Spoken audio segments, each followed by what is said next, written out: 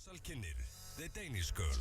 Stórbrotin sannsöguleg mynd sem tilnefnd til ferðara Óskarsverðlauna. I can't go on living without knowing who I am. Óskarsverðlauna hafinn Eddie Redmayne fer á kostum í leikstjórn Tom Hooper sem farið okkur King's Speech og Les Miserables. I love you because you made me possible. The Danish Girl.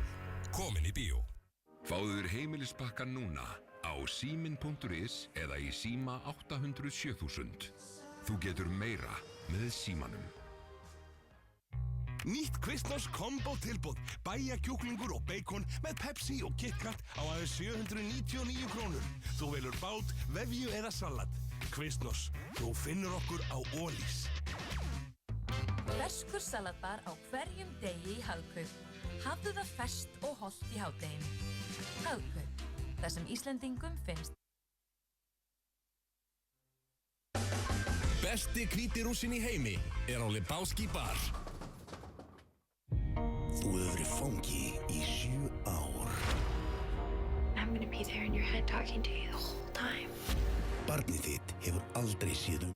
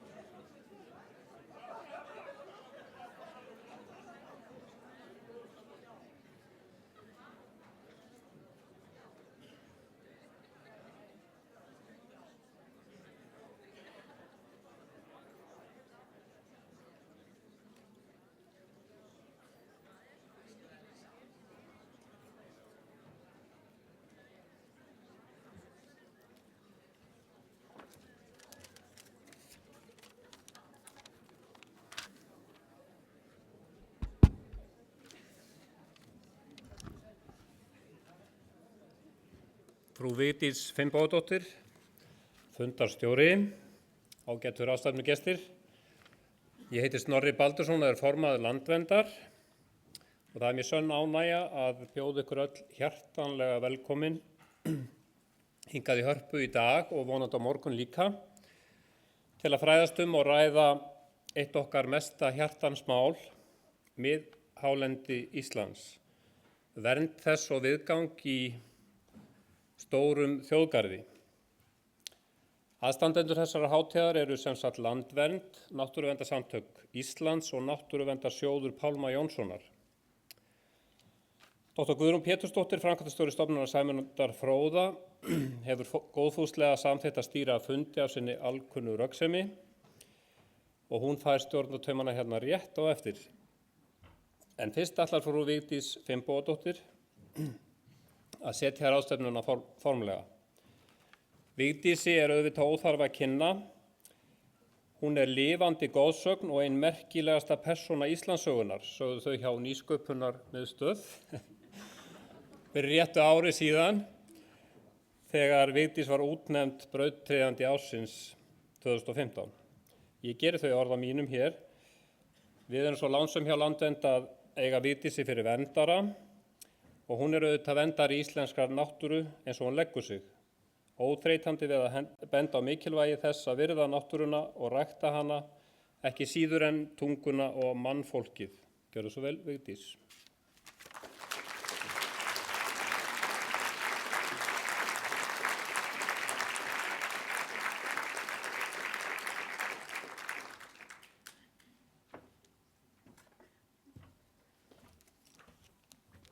Komið öll blessuð og sæl, virðulega samkoma. Það er afskaplega ánægjulegt að sjá hve margir eru komnir hér til að vinna að mjög aðkallandi verkefni, finnst mér og finnst okkur öllum. En land, þjóð og tunga, þrenning, sönn og ein, þér var ég gefin barn á móður kné. Orti Snorri Skáld Hjartarson miðja síðustu öld og ég vonum allir muni að hann fekk Norðurlandaverðlaun í bókmenntum. Ekki beint á eftir en áður en hann fór til himna. En land, þjóð og tunga, þrenning, sönn og ein, þér var ég gefin barn á móður kné. Þetta er ein heild. En það eru fáar þjóðir og okkar menningarsvæði sem eiga varðveittar minningar sem tengjast fyrst og fremst stöðum í náttúrunni eins og við eigum ógrynni af hér á Íslandi.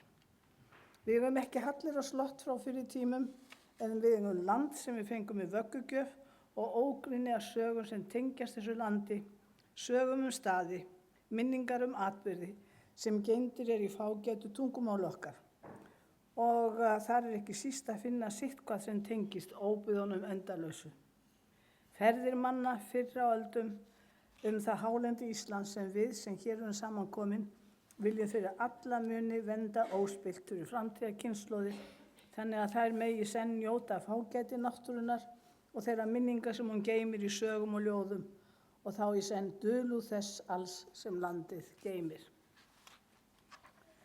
Hálendið er arfur okkar Íslendinga, arfur sem hefur verið okkar í 1100 ár, afar fágætur arfur og einn sá hluti landsins þeim sem þeir heimsækja okkur að utan og þá vonandi loðnir lóana, sækjast eftir að fá að upplifa eins og við sjálf. Upplifa þetta einstaka landslag þar sem holtasóli og geldingahnappur sem gæjast upp úr sandinum eru orkidauður norðursins. Og þögnin er svo mikil í stillum að hún verður að sjálfskapaðri sinfóníu. Ég veit ekkert unasamlega heldur þess að þögn upp á sandunum. Ég veit að þið þekkið þetta sem þangað hefur komið. Þegar lognir auðvitað. Hálendið er arfur sem er hliðstæður arfi annarra þjóða á menningarsvæði okkar á jarðkringlunni, náttúruarfi sem þær varðveita og kostgæfni, erlenda þjóðir, við erum að gera þær, eins og við reynum að gera varðandi okkar eigin náttúruperlur. Til allra hamingju vilja menn yfirleitt slá skjaldborg náttúruperlur og átta sig á að þær eru óskertar gulls í gildi. Þurfum að hafa það vel í huga. Allt er gulls í gildi í dag. Þetta var ekki svona þegar ég var alst upp. þá voru allir miklu fátækari. Voru ekki að hugsa svona mikið peninga. Hugsa náttúrulega mikið peninga ég gerði það í hljóði. Víða eru menn einnig stoltir af sínum veraldlegum, við skulum ekki glemma því víða eru einnig stoltir af sínum veraldlega arfi til að mynda í fornum byggingum og ferðalangar hópast til að skoða með eigin augum og varðveitt eru sem þjóðarstolt og engum á við hrófla. Það alveg einstakt að við eigum enga svona byggingar. Aftur á móti, ef maður fer með áhugamennum Njálu að Bergþórshvoli eða að Hlíðarenda og fer að segja sögur, þá finnur maður alveg í kringu sig hvernig allir eru að búa til sögunni í höfðinu og hver semur sína sögu. Og þetta gildir allt sem er orðsins máttur, sem svo tengdur hverju landi fyrir sig auðvitað. Og svo þetta sem svo magnað í sambandi við það sem að arfurinn hefur verið byggður upp sem minnismerki og í höllum og kastulum, þá það varðveitt svo fast og vel að það myndi engum detta í huga að fara að móla Kólóseum í Róm við jörðu eða hafa uppboð á brot úr veggjum eða setja dýrlingastyttu utan á Notre Dame í París á söluborð á Signubökkum. En mér tungan alltaf svo rík í huga sem ferðakoffort allra minninga og það staðreynd að við höfum hér orðið fyrir hálendi Íslands. Við höfum hér orðið fyrir hálendi Íslands. Að ég ætla að fá að vitna í limru eftir Þorstein Skáld Valdimarsson sem að ég ætla að hafa okkur að leiðarljósi á þessari ráðstefnu en hún svona að endingu standa sig, þeir eini sem vanda sig frá upphafi því sem þeim innan handar að standa sig í. Það öndvegisfólk sem hér hefur skipulagt þessari ráðstefnu allt þessa eðlis, að endingu standa sig, þeir eini sem vanda sig frá upphafi því sem þeim innan handar að standa sig í og með þessum orðum setja þessa ráðstefnu setta.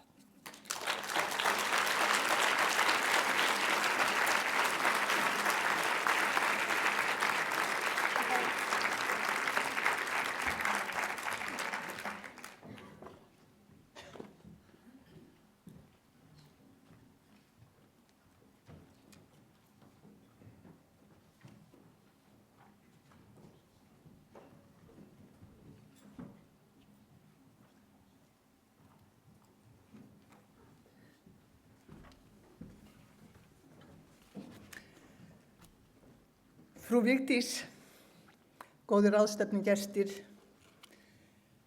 góðir ráðstefnuhaldarar, þakka ykkur fyrir að standa fyrir þessari samkomu.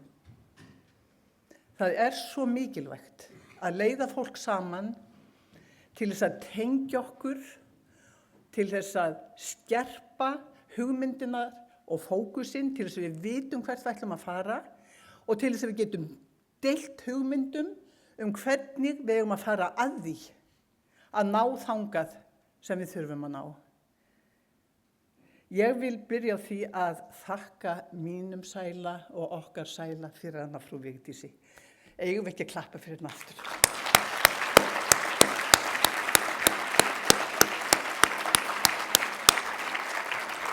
Því líkt lán að eiga hana.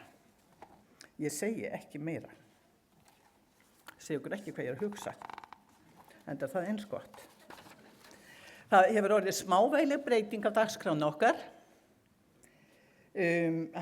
Prófessor Tómas Guðbjartsson, hann náttúrulega prófessorinn viðutan, þó hann geti kreist hjörtu til þess að byrja að slá aftur bara okkur eldhúsborði eins og við öll vitum. Hann náttúrulega glemdi fyrirlesturinn sínum út í bæ og hljópa ná í hann. Svo lesa hún Guðbjörg Jóhannesdóttir, heimspekingur, ætlar að verða fyrst, en áður en ég gef þér orðið Guðbjörg, þá langar mig að þakka öllum þeim sem hafa tekið að sér að tala og deila hugmyndum sínum með okkur hér í dag. Og það kemur í minn hlut að reyna að fá ykkur til þess að halda ykkur innan marka í tímanum. Og ég fékk að lána gasla gamaldags skeiðklukku, af því ég á ægilega dýran síma, ég kann bara segja halló í hann, og ég get ekki sett skeiðklukkuna á hann. Ég var svo hrædd að færa að hringja með að tala Vigdís að því að glemt að slökka honum. En hann þagði, en skeiðklukkan þarna gamaldags og ég stilli hana og ég sé hvenær þið eigið 3 mínútur eftir og þá mun ég láta öllum millum látum þarna og veifa svona spjaldi sem var náttúrulega fyrirlesari mun ekki sjá því að hann að horfa þangað en allir hinnir sjá það. Og svo þegar 1 mínútur eftir þá kemur rauða spjaldið og svo bara slekkja á mikrofónunum. Það lang fljótlegast. Svo lesa að mér langar að fá að kynna mína kæru samstarfskonu í góðum verkefnum. Guðbjörgu Jóhannesdóttur. Hún lauk BA-prófi í heimspeki frá HÍ og mastersprófi í umhverfisheimspeki frá Lancaster-háskóla og doktorsverkefni á sama sviði við HÍ í fyrra. Það íslenskt landslag, fegurð og fagurfræði í ákvarðanatöku náttúruvernd og nýtingu.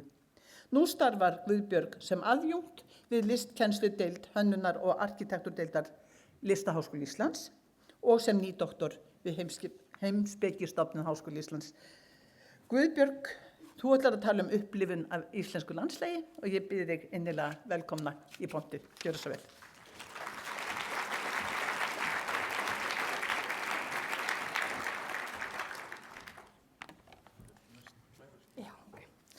Góðan daginn. Mér sönn ánægja að fá að tala hérna í dag. En eins og Guðrún sagði, þá lauk ég fyrir ári síðan doktorsverkefni mínu sem var fagurfræðilegt gildi íslensks landslags og hluta þeirri vinnu styrkti Náttúruverndarsjóður Pálma Jónssonar og vil ég byrja á því að þakka kærlega fyrir þann stuðning. En eina ástæðunum fyrir því ég valdi mér þetta viðfangsefni sú að fagurfræðilegt gildi landslags það hefur í rauninni ekki verið tekið til greina sem slíkt í ákvarðanatöku náttúruvernd og nýtingu hingað til. Þrátt fyrir að þetta sé eitt af mikilvægustu gildum sem að íslensk náttúra býr yfir. Sýn okkar á auðlindanýtingu hefur þannig verið of þröng að mínu mati og ég færi rök fyrir því í verkefninu að við þurfum að víkka út þau kerfi sem við höfum til að taka ákvarðanir þannig að gildi náttúrufegurðar rúmist innan þeirra. En hvað fagurfræðilegt gildi landslags? Kannski halda ykkur í hérna ég sé að mismæla mig, en ég ekki að mismæla mig þegar ég segi fagurfræðilegt gildi, heldur ef ég teki meðvitað ákvörðun það að taka upp þýðinguna fagurferði á enska orðinu aesthetic, en það Njörður Sigurjónsson, dósent við Háskólann á Bifröst sem á heiðurinn þessari þýðingu, en fagurferði og fagurferðileg gildi vísa þá til þess sem að fagurfræði fjallar á sama hátt og siðfræði fjallar siðferði og siðferðileg gildi. Bara svona til að skýra þessa orðanotkun mína. En hvað þá þetta fagurferðilega gildi landslags? Það óumdeilt að íslenskt landslag þekkt fyrir einstaka og óvenjulega fegurð og þessi náttúrufegurð oft talin vera eitt mikilvægasta tákn okkar út á við. Upplifanir af þessari fegurð skipa líka stóran sess í okkar sjálfsmynd og hafa haft mikil áhrif á íslenskt menningar og listalíf. En þrátt fyrir að náttúrufegurð leiki þetta stórt hlutverk í ímynd Íslands og í menningu okkar og listum, þá hefur verið skortur á fræðilegri og almennri umræðu þau verðmæti og gildi sem fólk tengir við fagurfræðilegar upplifanir af landslagi. Við höfum lýst þessum upplifunum og áhrifum þeirra á ótilhendi vegu, en við erum ekki orðin vön því að nota orð eins og fagurfræðilegt gildi og fagurfræðileg upplifun til að tala þessi áhrif. Þannig að það sem hefur skort einmitt umræða þessi hugtök sem að gera okkur þá kleift að skapa aðra umræðu sem snýr að því að meta gildi þess að eiga möguleikan á slíkum upplifunum og líka hvort og hvernig eigi að taka þessi gildi inn í myndina þegar við tökum ákvarðanir náttúruvernd eða nýtingu. En til þess að geta metið gildi landslagsfegurðar þá þurfum við fyrst að skilja hvað felst í þeirri yfirlýsingu að íslenskt landslag sé fallegt. Í hvað verið að vísa þegar talað landslag og fegurð. Augljósasta svarið kannski að verið sé að vísa í form og útlit, þetta sjónræna, og í því samhengi oft talað sjónmengun, til dæmis af rafmöstrum eða vegum eða verksmiðjum. En ef við hugum að því hvernig við notum fegurðarhugtakið dagsdaglega, þá kemur í ljós að við notum orðið fallegt alls ekki bara fyrir hið sjónræna yfirborð. Við tölum að orð og athafnir séu fallegt, mikið var þetta fallega gert að þér. Oft tölum við að fegurðin komi innan frá og það sé ekki fyrir en að maður kynnist mannesku og tengist henni að við getum dæmt fegurð hennar. Þannig að eftir að hafa rýnt dálítið vel í fegurðarhugtakið síðustu árin, þá hef ég komist að þeirri niðurstöðu að fegurð sé eitthvað miklu dýpra og yfirgripsmeira en við gerum okkur oft grein fyrir. Hinn hefðbundna hugmynd fegurð, sem mörgum kemur eflaust fyrst í hug, gerir ráð fyrir því að fegurð vísi fyrst og fremst í útlit og að upplifun af fegurð sé algjörlega huglæg, afstæð og persónuleg. Orðatiltækið hverjum þykir sinn fugl fagur lýsir þessu ágætlega. Vandinn sem hefur fylgt þessum hefðbundna skilningi á fegurð er sá að öll rök fyrir verndun lands vegna fegurðar þess hafa verið hundsuð og dæmd ómerk þar sem þau eru talin byggja á huglegu, persónulegu mati. Mér finnst þetta fallegt en þú sér kannski ekkert fallegt í þessu. Og þetta birtist mjög sterkt til dæmis í Kárahnjúkadeilunni og hefur birst síðan aftur og aftur í deilum okkar nýtingu náttúrusvæða. Að það er þetta að birtist þarna hversu mikilvægt fagurfræðilegt, upplifunar og tilfinningalegt gildi náttúrunnar er okkur Íslendingum. Í Kárahnjúkadeilunni bentu andstæðingar virkjunar á þá ómetanlegu og einstöku fegurð sem hálendið býr yfir, meðal annars með því að birta ljósmyndir á svæðinu og líka með því að bjóða upp á gönguferðir þar sem fleiri getu upplifað þessa fegurð og tengst landinu beint. En auðvitað benti þetta baráttufólk líka á neikvæðar vistfræðilegar og efnahagslegar afleiðingar fyrirhugaðra framkvæmda því það gerði sig grein fyrir því að þau rök sem byggðu á tilvísun í fagurfræðilegt, upplifunar og tilfinningalegt gildi voru stimpluð út af borðinu sem tilfinningarök og aldrei tekin til alvarlegrar umræðu.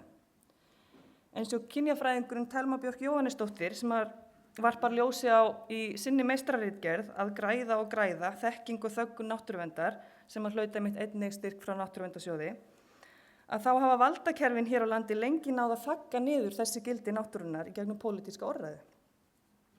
Sem betur fer hefur þetta verið að breytast undanfarin ár.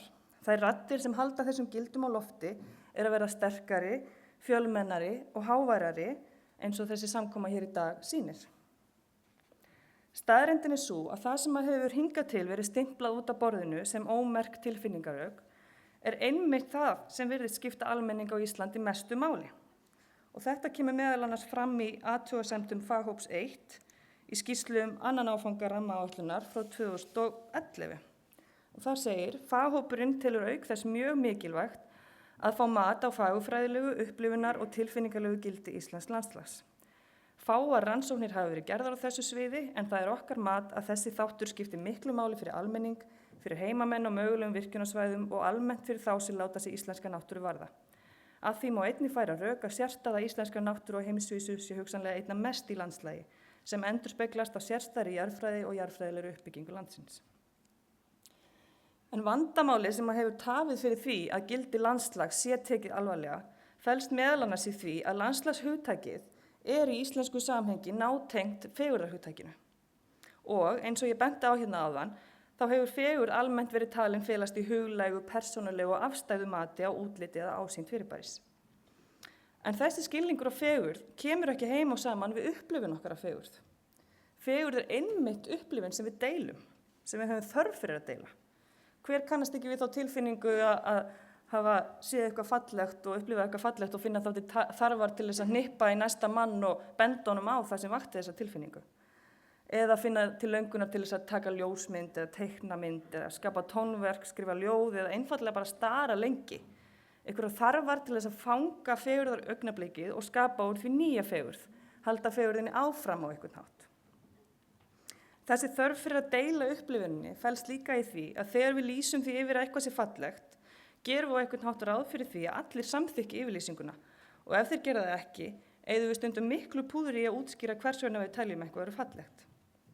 Fegurð er þannig eitthvað sem vel er hægt að deila með öðrum og komast að sameiginlegri niðurstöðu Við gerum það daglega og höfum gert lengi. Við höfum til dæmis löngu komist að sameiginlegri niðurstöðu sem þjóð að Gullfoss sé fallegur og veki tilfinningu fyrir ægifegurð. Og það sama má eflaust segja fleiri staði eins og til dæmis hálendi. En hvað er fegurð? Til hvers konar upplifunar vísar þetta hugtak?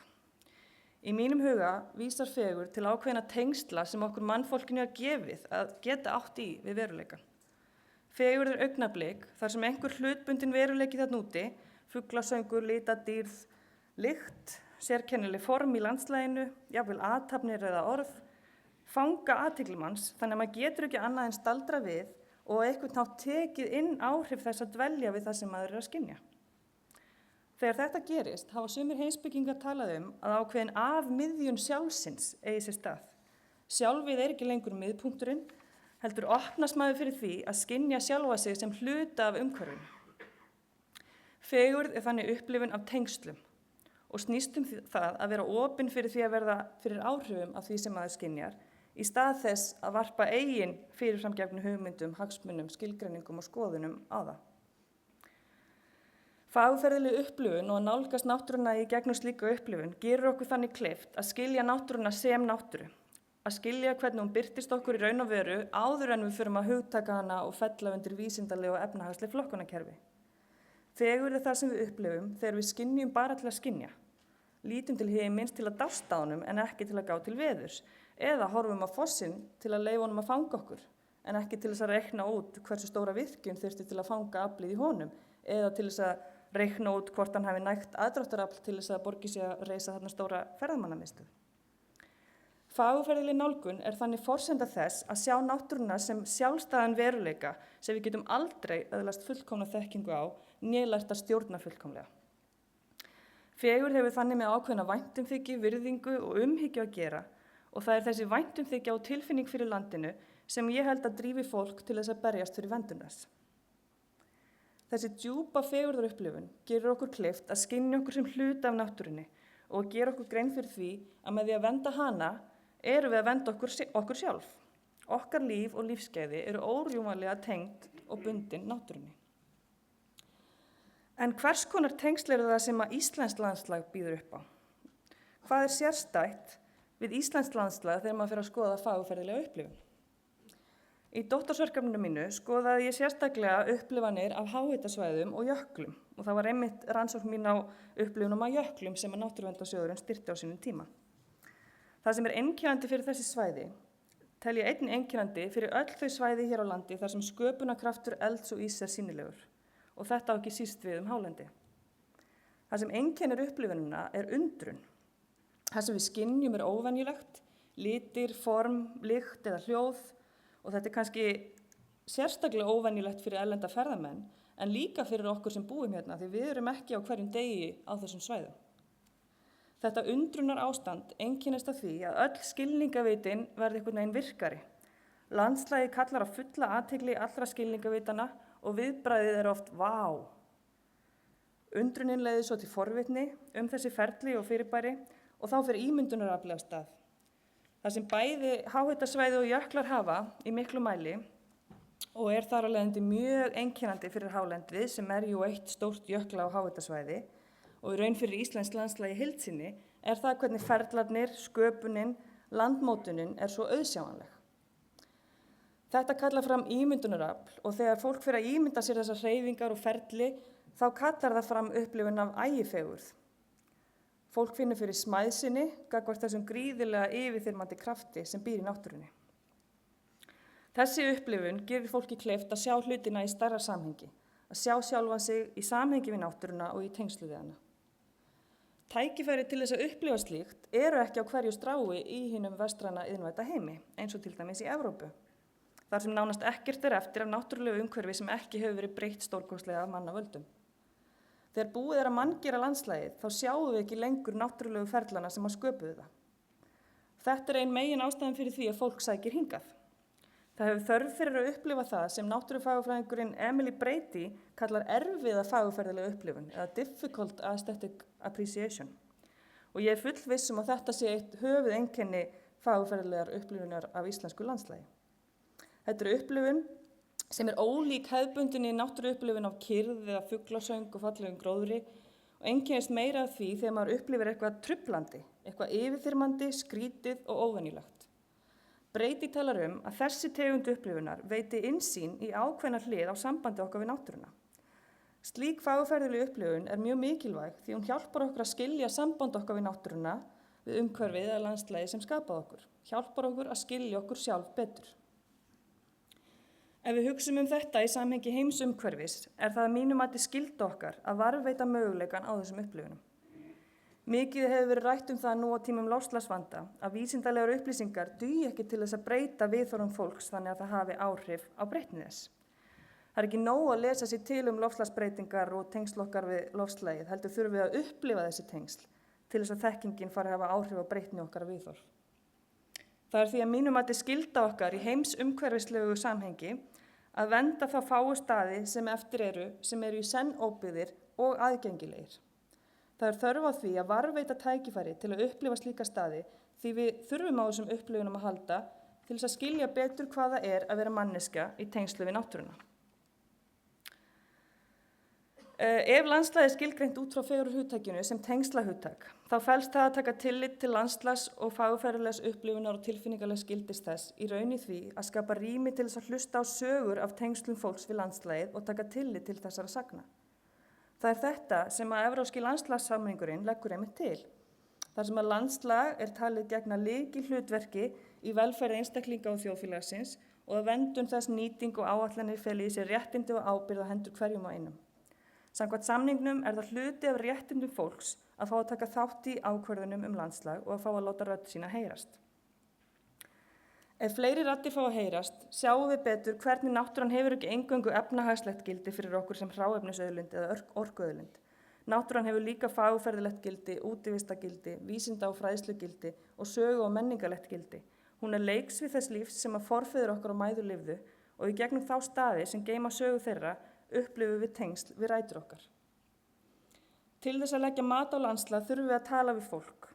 Við þurfum að tala við allt þetta kunnáttu fólk landslag sem allir þeir mismunandi hópar sem að tengjast landslaginu gegnum reynslu sína, hvort sem að það eru íbúar eða gestir. Til þess að geta greint og öðlast skilning á gildi landslags þurfum við að safna saman öllum sögunum að því, allt frá jarðfræðisögunni til sagna þeirra sem dvelja í landslaginu og raða þeim upp í heildarmynd. Já, takk fyrir. Já, svo nokkuð.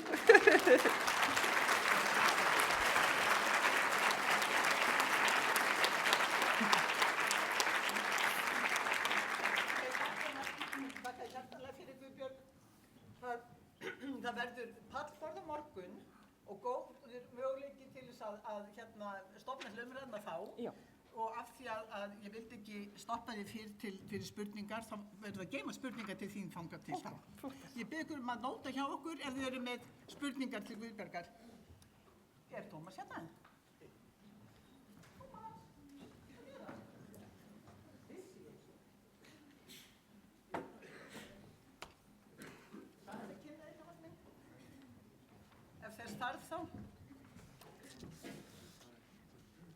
Tómas Guðbjartsson hjarta- og lungnaskurðlæknir á Landspítala og hann prófessor við læknadeild Háskóla Íslands eins og margir vita.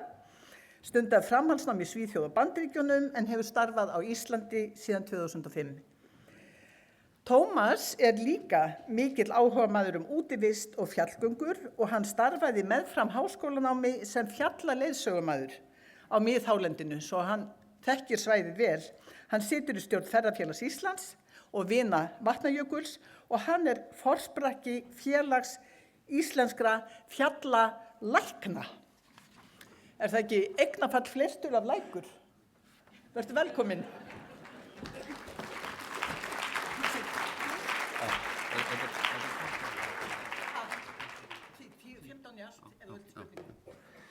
Já, góðan dag og ég ætla að þakka fyrir að fá að koma hérna og segja frá reynslu minni af miðhálendinu og mína skoðanir og því sem það að gerast. Ég vil taka fram að ég heyrði að hér hefur farið með gamanmál með að ég var í burtu en ég glemdi ekki fyrirlesturinn mínum en ég prófessor og það vildi nú bara þannig til að þessi frægi Kubu sem ég nota býsna oft, hann gaf upp öndina akkurat fyrir fyrirlesturinn en það búið að redda því. Og ég ætla nú að gera svona eins og, ég ætla að byrja að því að þakka fyrir þetta frábæra framtak fyrir aðila sem standa að þessu að taka þetta mál á dagskrá. Mjög brýnt. Og líka þakka frú Vigdísi fyrir hennar innlegg í þessa baráttu okkar sem ómetanlegt. Mættu fleiri taka hana sér til fyrirmynda þar. En ég ætla að gera svona eins og maður gerir á, nú virkar ekki, eins og maður gerir á læknaþingum, maður að gefa upp hagsmunatengsl sín og ég starfsmaður Landspítala og hitt búið að nefna. Og ég hjartaskurðlæknir og fæstu að laga hjörtu og það nú þannig að Ég mjög upptekinn eins og við allir í Hjartaskólanum af því sem við gerum og okkur þykir fátt merkilegra. En við erum yfirleitt að laga hjörtu sem eru í ólagi og þau verða aldrei söm. Og það er nú þannig með hjarta landsins að það kannski þarf bráðum meðferða við ef ekki verður sporna við þeirri þróun sem í gangi að mínu mati. Og ég vil frekar gera það sem með fyrirbyggjandi aðgerðum heldur en svona aðgerð. Og eins og þið sjáið þá er titillinn hjá mér dálítið svona provokatífur og hann er það með vilja eða ásettur á því, en ég ætla alls ekki að fara að tala niður sjómenn eða þorskinn á Íslandi. Það væri mér, rætur mín að rekja til Vestfjarða og er stoltur af sjómennum og því sem að vera að gera á Íslandi í fiskiðnaði. En ef við skoðum þessa svokölluðu þrenningu sem að ber upp í útreikningstekjur okkar Íslendinga, þá eru það tveir svona þekktir stólpar sem er annars vegar þorskurinn og fiskútflutningur sem við sjáum þarna með bláu línunni og síðan er það álið sem er á svipuðu róli, en síðan er það þessi nýja lína sem er á blússandi fart upp á við sem er ferðamannaiðnaðurinn og það er áætlað að árið 2017 þá verið tekjurnar af ferðamönnum á Íslandi 430 milljarðar.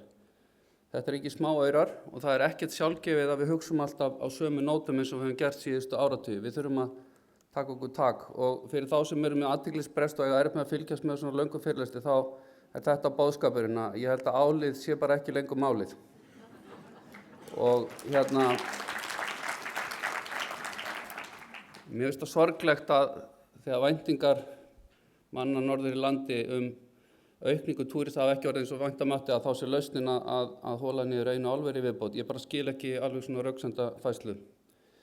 En höldum áfram. Ég var að koma frá Boston daginn þar sem ég var fyrirlestur og ég staldraði við á leiðin tilbaka og sá þessa auglýsingu frá Landsvirkjun. Og boðskapurinn er vissulega góður að við notum það sem þeir kalla renewable energy. Welcome to the land of renewable energy. En það er ekkert að segja það að þetta sé andlit án öra.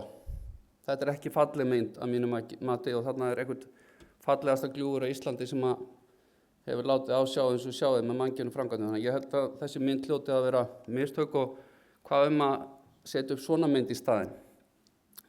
Það sem við erum að skipta yfir í allt annan gír. Og ég vona að þessi mynd fari niður í fyrsta. Vegna þess að, eins og ég sagði áðan, við þurfum að hugsa þetta alveg upp á nýtt. Og það eru til fjöldi kannana sem sýnir það þegar ferðamenn erlendir eru spurðir í Leifsstöð og annars staðar í Íslandi á hverju komið til Íslands. Þá segja þeir í 80% tilvika vegna náttúrunnar. Síðan má alveg deilum það hvað er náttúra. Sumir telja að náttúra að fara í Bláa lónið. Það er kannski ekki alveg það sama náttúra og ég er að tala en við eigum allavega svona blátt lón upp á hálendi í landmannalögum sem að ég held að maður eigi óvíða annars staðar í heiminum, allavega ekki svona með rennandi á. Við hefum líka ótrúlega fallega jökla og þetta er svona tindur sem hefur dálítið gleymst á Íslandi, Sveinstindur.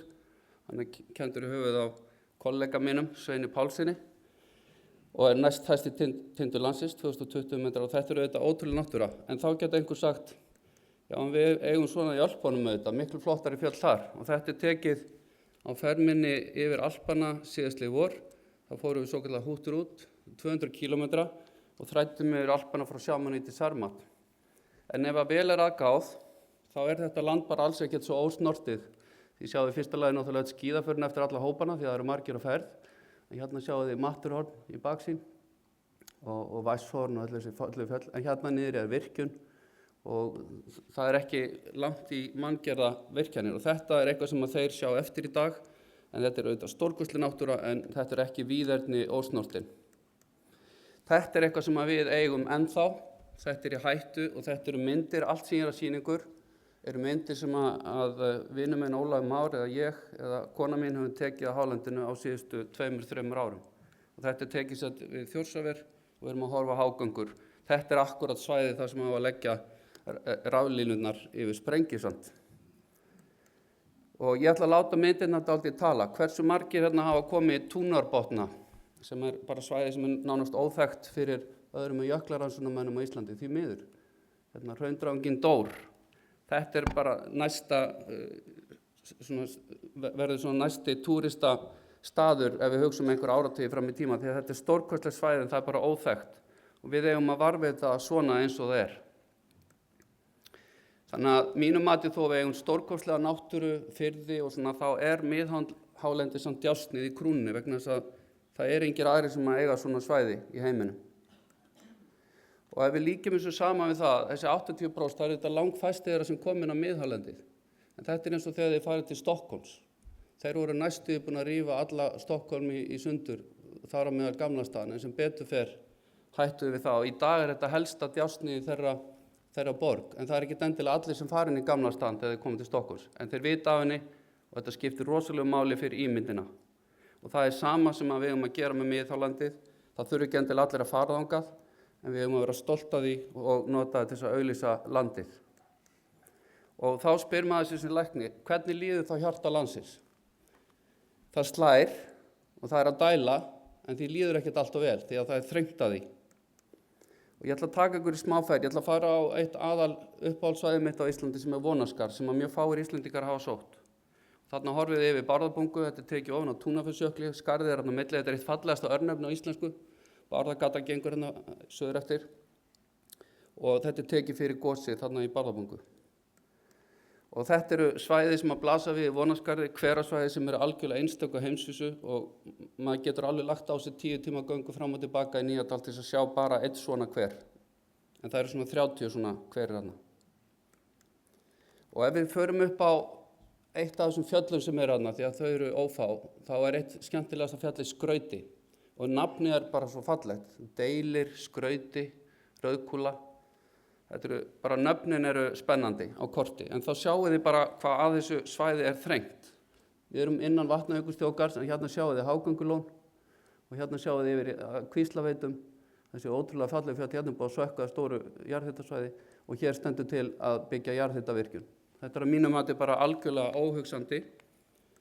Og hér er í síðastliðið sumar að skíða niður Túnafellsjökul, sama svæði, þetta er ósnortið en þá hérna Sprengisand, fyrir sunnan Sprengisand, en Kvíslaveiturnar eru skammt undan. Og þarna má bara ekkert færa sig upp á skaftið ef það á ekki að eyðileggja þessi stórkostlegu svæði.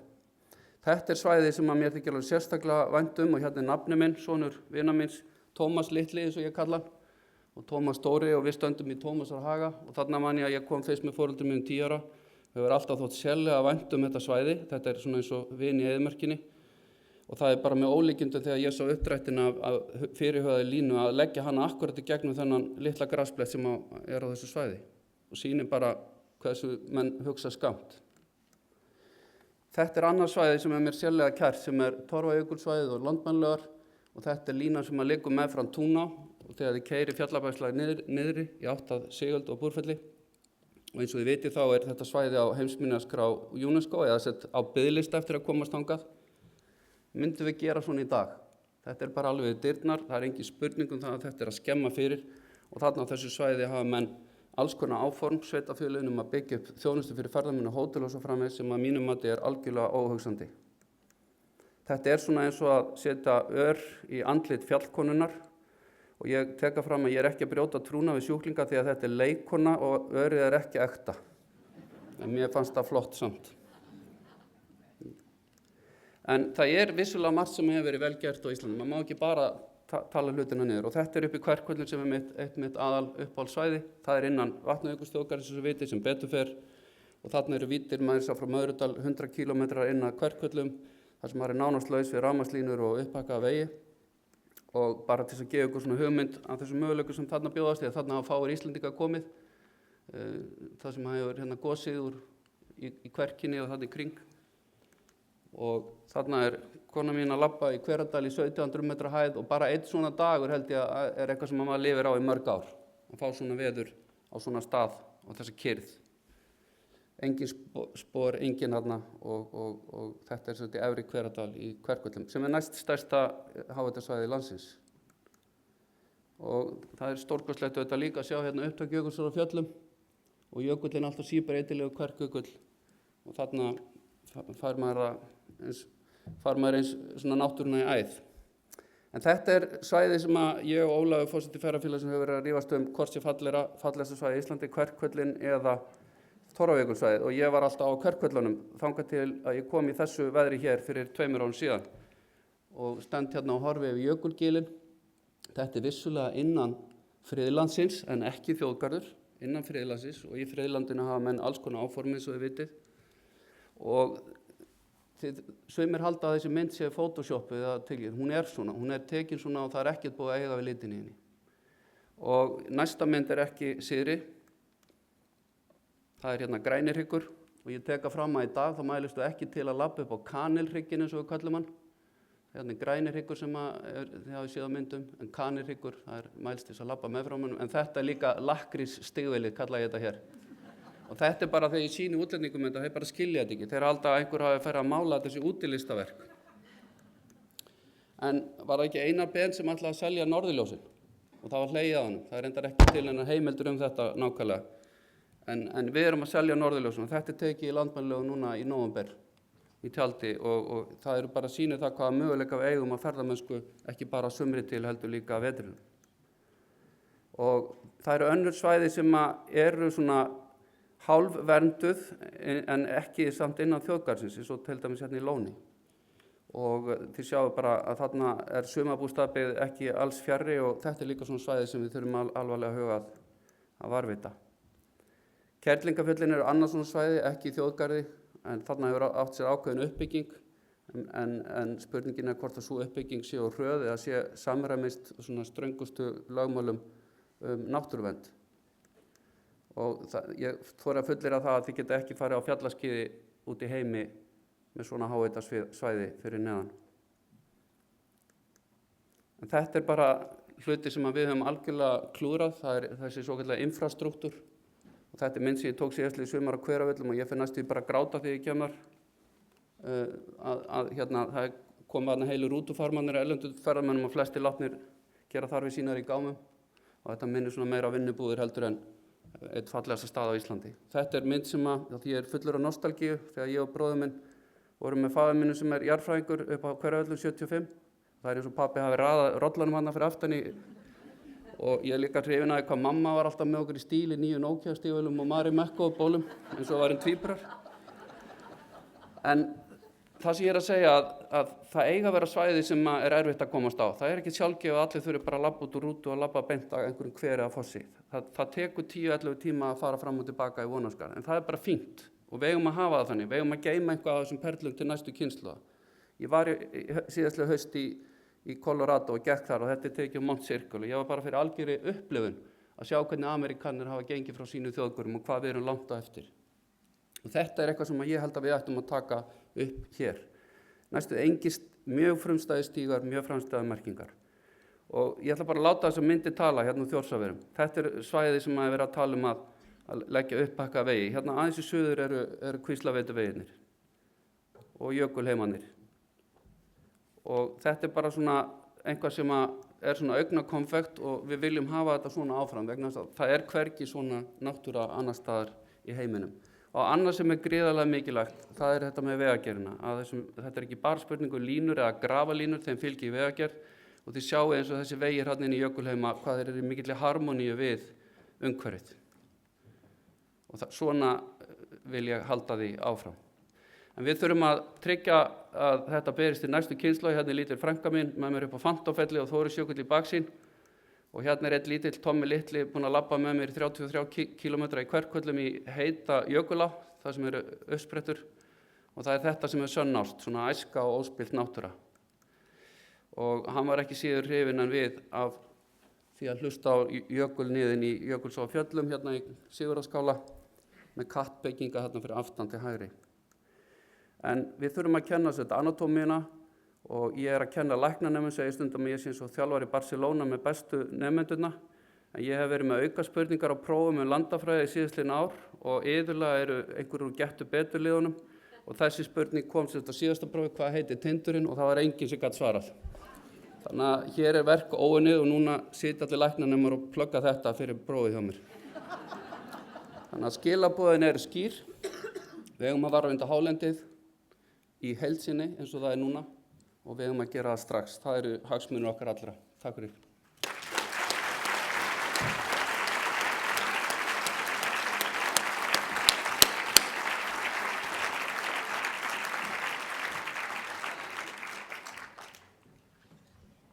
Kærar þakkir Tómas fyrir þessa áskorun og hugvekju sem ég veit að við munum öll geyma lengi með okkur.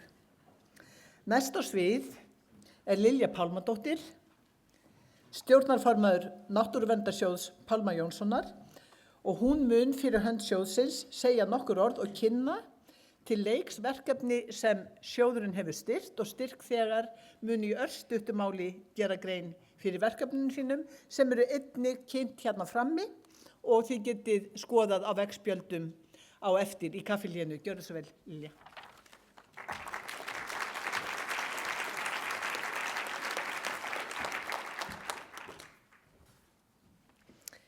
Áður en ég byrja langar mig að þakka þeim sem komu að þessari ráðstefnu. Þetta er glæsilega gert. Takk. Ágæta samkoma, Vigdís Finnbogadóttir og aðri gestir. Það gengur svo margt í arf. Fyrir 7 árum síðan stofnaði ég Náttúruverndarsjóð Pálma Jónssonar, stofnanda Hagkaups til minningar föður minn. Mann sem aðalega var þekktur fyrir afrek sín á sviði verslunar og viðskipta. En færri vissu að undir yfirborðinu kraumuðu hugsjónir á fleiri sviðum en hann á allt of skammri ævi náði að beita sér fyrir hugsjóna og athafnamaðurinn sjálfur. En hvers vegna valdi ég hálendið þegar ég valdi minningarsjóðnum vettvang? Hvað tengir mig, föður minn og hálendið saman? Ég skynjaði sem barn þessa hljóðlátu virðingu föður míns og ást á náttúrunni. Hann kendi mér að hlusta á hljómfall hennar og að skynja kraft hennar. Hann var svo stilltur inn á þessu orku að hann gat dottið inn í stemminguna í grasbrekku við bensínstöð.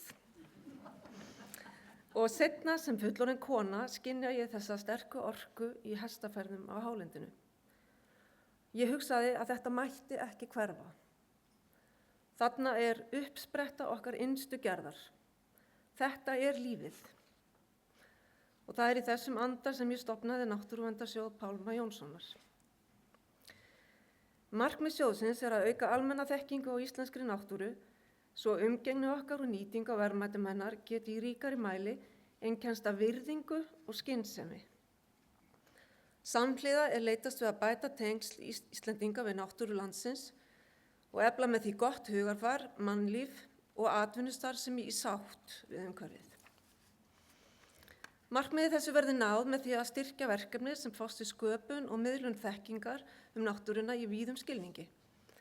Farvegurinn getur verið gegnum listir, hverskyns fræði og vísindi. Þörf fyrir sjóðinn er greinileg og endurspeglast í fjölda og fjölbreytni umsókna og styrkja. Fyrst var úthlutað úr sjóðnum árið 2009. Árlega er úthlutað 20–26 milljónum til það bil 30 verkefna. Á þessum 7 árum hafa þannig verið styrt 186 verkefni samtals liðlega 164 milljónir króna. Langstærst þessara verkefna er hálendisverkefni Landverndar og Náttúruverndarsamtakanna. Hægt er að skoða yfirlit verkefnin á vefsíðu sjóðsins náttúruverndarsjóður.is. Sjóðurinn mun halda ótrauður áfram á þessari vegferð. Okkur þótti við hæfi að nokkur verkefni sem hlotið hafa styrki úr sjóðnum verið kynnt hér á ráðstefnunni. Eins og við var að búast var erfitt að velja úr þeim fjölda verkefna sem hlotið hafa styrki og vissulega komu mörg fleiri til greina en þau sem hér verður sagt frá. Viðmiðun við valið voru greinileg tengsl verkefnisins við hálendið, gæði og fjölbreytni. Ég vil nota þetta tækifæri og þakka öllum styrkþegum sjóðsins fyrir sín góðu verk. Virðing og varkárni gagnvart hálendinu hefur aldrei verið mikilvægari en núna. En við þurfum að fylgja hugarfarsbreytinguna eftir, hugarfarsbreytingu sem kemur fram í að æ fleiri eru fylgjandi þeirri hugmynd að stofnaður verið þjóðgarður á hálendinu. Verðmæti náttúrunnar og hálendisins eru ómetanleg. Stöndum vörð arfinn okkar. Takk.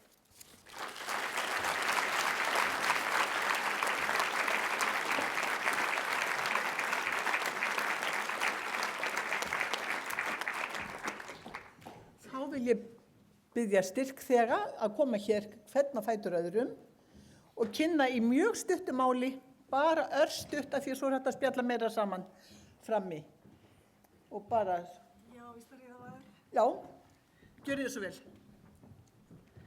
Komið sæl, Gunnþóra Ólafsdóttir heiti ég og ég var beðin að kynna verkefni. Ég fékk glæsilegan styrk frá Náttúruverndarsjóði Pálma Jónssonar árið 2009 og verkefni laut að því að koma niðurstöðum rannsóknar minnar, doktorsrannsóknar minnar sem ég hafði nýlokið við Háskólann í Bristol á Englandi í notendavænar umbúðir fyrir íslenskan almenning og þá aðalega vorum við að hugsa að koma með upplýsingar sem getur nýst bæði fólki í ferðaþjónustu og fólki sem að hugsa að fara að skipuleggja ferðamannastaði á hálendinu og eins líka bara íslenskan almenning. Verkefnið það snerist upplifun ferðamanna á náttúrunni. Ég var aðalega að skoða þrennt, ég var að skoða aðdráttaraflið. Við vitum að náttúran aðalega aðdráttarafl Íslands en við vissum ekki hvað í rauninni fólk var að sækja í náttúruna. Í öðru lagi var ég að skoða upplifunina og hvernig sjálf náttúran kemur inn í upplifun fólks. Hvort það skiptir máli, hvort hún sé ósnert eða hvort það sé í lagi að hafa einhver uppbyggingu í henni. Og á þessum tíma sem ég gerði verkefni var einmitt Kárahnjúkavirkjun í algleymingi og mikið stríð á Íslandi. Og í þriðja lagi þá var ég að skoða þessi yndislegu upplifun, þessi endurnýjuna áhrif sem menn finna margir fyrir eftir að hafa verið upp á hálendi og á hálendinu sjálfu og út í náttúrunni. Og ég gerði fyrirbærafræðilega rannsókn sem í raun lífeðlisfræðilega rétt hugsun á skynjun mannsins og umhverfinu sem gerir ráð fyrir að umhverfið sér sjálft sé þáttakandi í upplifuninni. Og ég skoðaði Breta, ég vildi alls ekki skoða Íslendinga, vildi skoðaði Breta og upplifun þeirra á náttúrunni og ég ferðast bæði með gangandi og akandi ferðamönnum. Nú, mér eru gefnar 2 mínútur en ég er með póster frammi en það sem ég vil segja að í hnotskurn má segja að það sem fólk var að sækja í náttúruna, það setti á sig ákveðin gleraugu þegar það hugsaði til Íslands og þegar það hugsaði til náttúru Íslands og það að vera ferðamaður. Ég rannsakaði það þannig að ég var að skoða hvernig fólk lifði lífinu í þessu samhengi. Og þegar það gerir það setur á sig ákveðin gleraugu, það setur á sig ímynd Íslands sem litað bæði af rómantík og af henni vildu náttúru. Og þá strax leið þá myndar skarp skil á milli hins manngerða umhverfis, lífinu okkar sem við lifum dagstælega og hins umhverfisins sem náttúran óspillt og þau voru á leiðinni út í náttúruna. Og það sem þau voru fyrst og fremst að sækja var stresslosun, var í rauninni að komast undan þessari pressu og þessari vanlíðan og þessari streitu sem þau fundu í daglegu lífi. Og þau keyptu í rauninni það sem voru að kaupa með að fara til Íslands, kaupa friðinn, kaupa fegurðina, kaupa einveruna og allt það. Það var í raun trúin á endurnýjunna mátt ferðalagsins á líðanina. Og niðurstöðurnar byggjast en á munu koma fram í þessari bók, reyndar bara ennþá vinnutitill. Og ástæðan fyrir að hún ekki komin út ennþá það að rannsóknir vilja oft vekja upp nýjar spurningar. Og ég var þarna að byrja á risastóru verkefni að búa til rit fyrir almenning. Það sem hægt að vera að byggja eitthvað á og þegar maður gerir það að þá þarf maður líka að vita af hverju. Maður þarf að koma með svör af hverju. Þannig að ég er búin að bæta við mig rannsóknum. Ég er bæði búin að skoða menningarsöguna en ég er líka búin að bæta við mig stressrannsóknum og komin yfir í lífeðlisfræðinga með hópa fólki. Og við erum að skoða af hverju þetta hefur þessa stresslosun. Þannig ég ætla að láta þetta næja. Takk fyrir.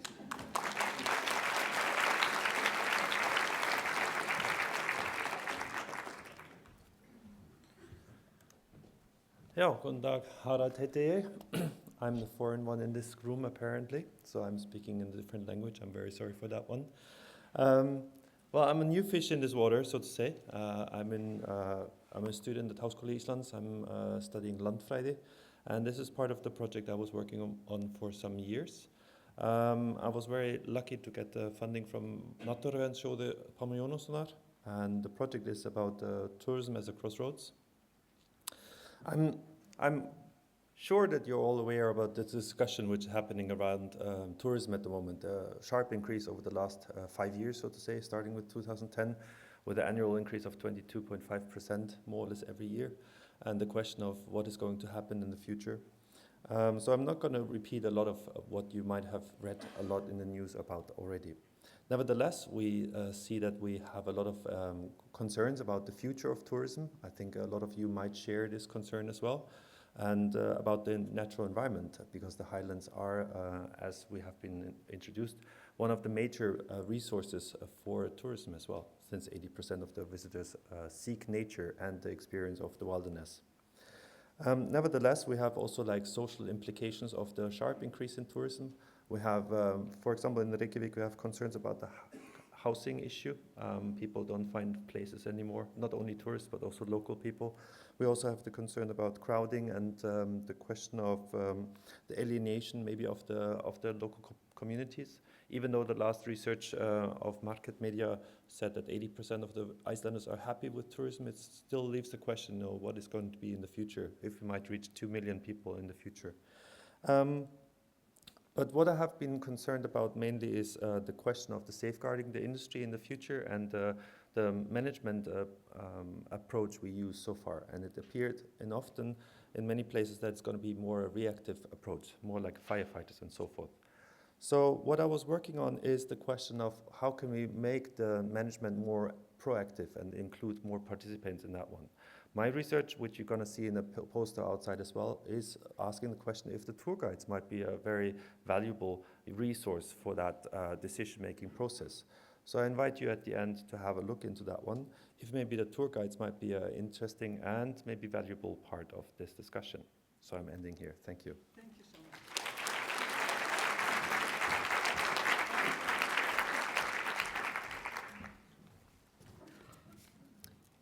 Góðan daginn, Helena Guttormsdóttir heiti ég og myndlistarmaður og lektor við Landbúnaðarháskóla Íslands.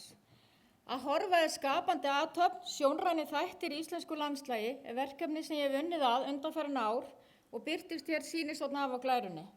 Megin markmiðið er að varpa ljósi á þessa sjónrænu þætti og myndmál landslagsins sem umlíkur okkur daglega, ekki bara á hálendinu. Ég tel gríðarlega mikilvægt að þekking og ferlar í listum verði sýnilegri og virkjaðir annars staðar en bara í listheiminum og nauðsyn þess í víðu samhengi að auka skilning og tilfinningu fyrir náttúru og myndmáli.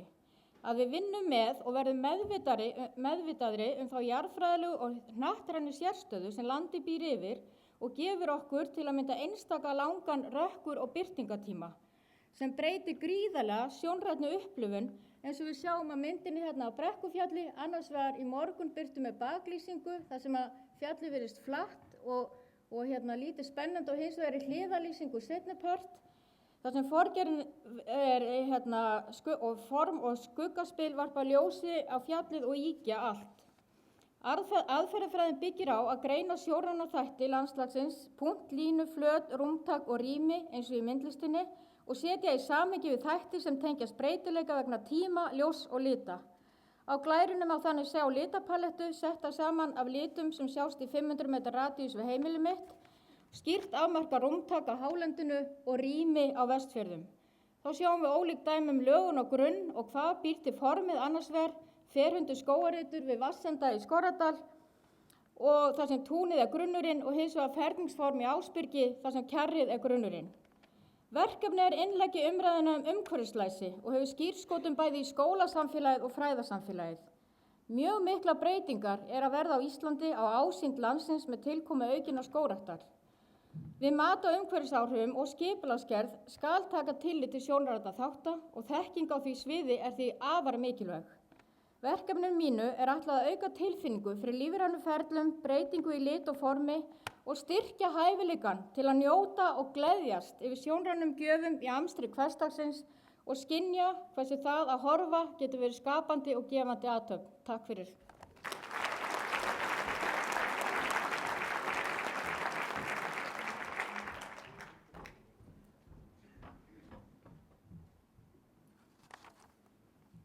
Frú Vigdís Finnbogadóttir, kæru gestir. Ég heiti Helga Ögmundardóttir og ég er lektor í mannfræði við Háskóla Íslands. Ég fekk styrk frá Náttúruverndarsjóði Pálma Jónssonar 2009 og ég þakka kærlega fyrir hann. Ég notaði hann til að klára doktorsritgerðina mína í mannfræði sem ég varði svo við Uppsala Háskóla árið 2011. Hún fjallar deiluna löngu sem staðið hefur Norðlingaölduveitu í áratugi og sér ekki fyrir endan á. Enn er ágreiningur hvort og þá hvernig skuli hefta för Þjórsár frá upptökum til Ósa. Ég rannsakaði sjónarhorn heimamanna, Gnúpverja, sem eiga afrétt sinn á því svæði sem deilt og Þjórsárver eru hluti af, en ég skoðaði líka þátt umhverfisverndarsamtaka, vísindamanna og fleiri í deilunni. Rannsóknin mín var eigindleg, það var þátttökuathugun og viðtöl og slíkt sem ég gerði að mestu frá 2005 til 2008, en ég fór líka í gegnum sögulegar heimildir og alls kyns skjöl og skýrslur, meðal annars til þess að átta mig á ólíkum viðhorfum til náttúru og auðlindanýtingar á hálendinu. Frá sjónarhóli mannfræðinnar er þessi deila mjög dæmigerð slík, þar sem sjónarhorn fólks sem samsama sig landi sínu á sögulegum, félagslegum og menningarlegum forsendum rekst á sjónarhorn stjórnvalda, iðnaðar og orkufyrirtækja. Í ljós kemur ferli sem líkist mjög sambærilegum atburðum annar staðar í heiminum, þar sem frumbyggjar og staðarsamfélög verjast röskun á náttúrufyrirbærum á heimaslóðum sínum, en eiga oft við ofurefli að etja, þar sem framkvæmdir aðilar hafa oftast góðan aðgang að peningum, sérfræðingum og tíma, á meðan heimamenn eru fáliðaðri, fátækari og fákunnugri tungutak og röksemdafærslu svokallara framfara og þróunar. Þess vegna verða slíkar deilur oft skammlífar því að annar aðilinn gefst upp gegn ofureflinu og í því ljósi er þessi deila Norðlingaölduveitu óvenjulöng. Hún hefur í tímans rás orðið samtvinnuð sjálfsmynd staðarsamfélagsins og reyndar sjálfsmynd okkar allra held ég. Og verndun Þjórsárvera er helsta tákn náttúruverndar á Íslandi í dag, hjarta landsins. En Norðlingaölduveita er líka eitt af lífseigustu markmiðum orkuuppbyggingar og þeirra aðila sem hana drífa áfram. Þarna takast á ólíkar hugmyndir hvaða örlög bíða hálendisins og þessi fundir er gott innlegg í þá langferð. Takk fyrir.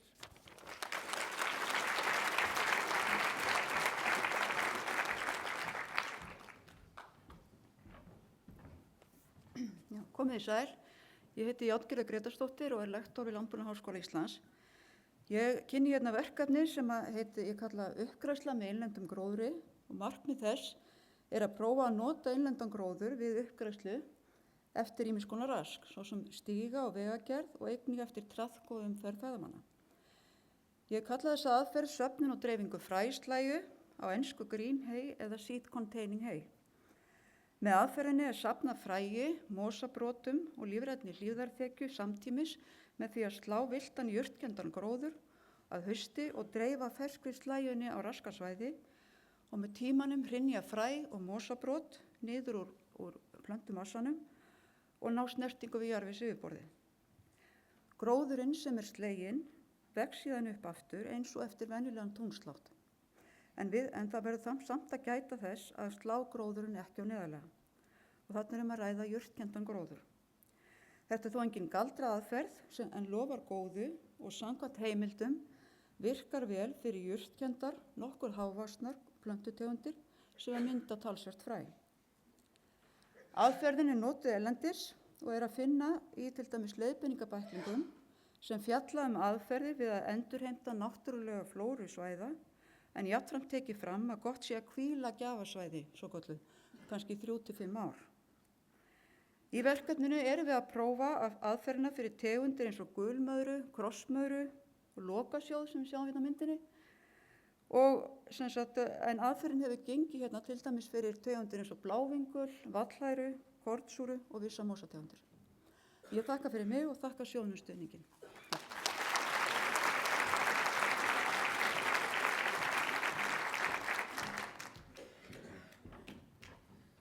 Góðan dag. Ég heiti Kristín Eiríksdóttir og ég er doktorsnemi í umhverfishagfræði við Hagfræðideild Háskóla Íslands. Ég hef verið þess aðnjótandi að hafa frábæra leiðbeinendur, það er Ragnar Árnason og Brynhildur Davíðsdóttir prófessorar og Daði Már Kristófersson, forseti félagsvísindasviðs Háskóla Íslands. En sérhæfingin mín innan umhverfishagfræði er efnahagslegt mat á umhverfinu og vara sem eru almennt ekki seldar á markaði. Doktorsverkefni mitt fjallar tilvistagildi og notagildi heiðmerkur. Með notagildinu á ég við að við mátum þann ábata sem að notendur svæðisins hafa af því að stunda frístundir þar og tilvistagildið er kannski ekki alveg beint rétt að segja bara tilvistagildið en við mátum þann ábata sem er óháður notkun á svæðinu sem er tilvistagildi, erfðagildi og valréttagildi.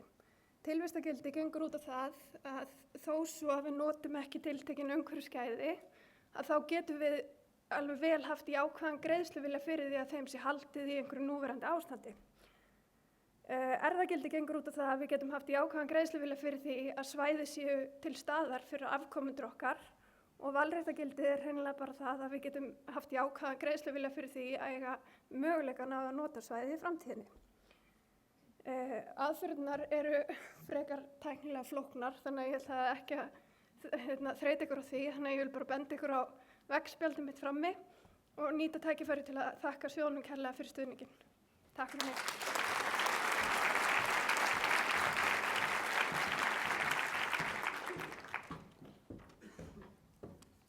Komið sæl.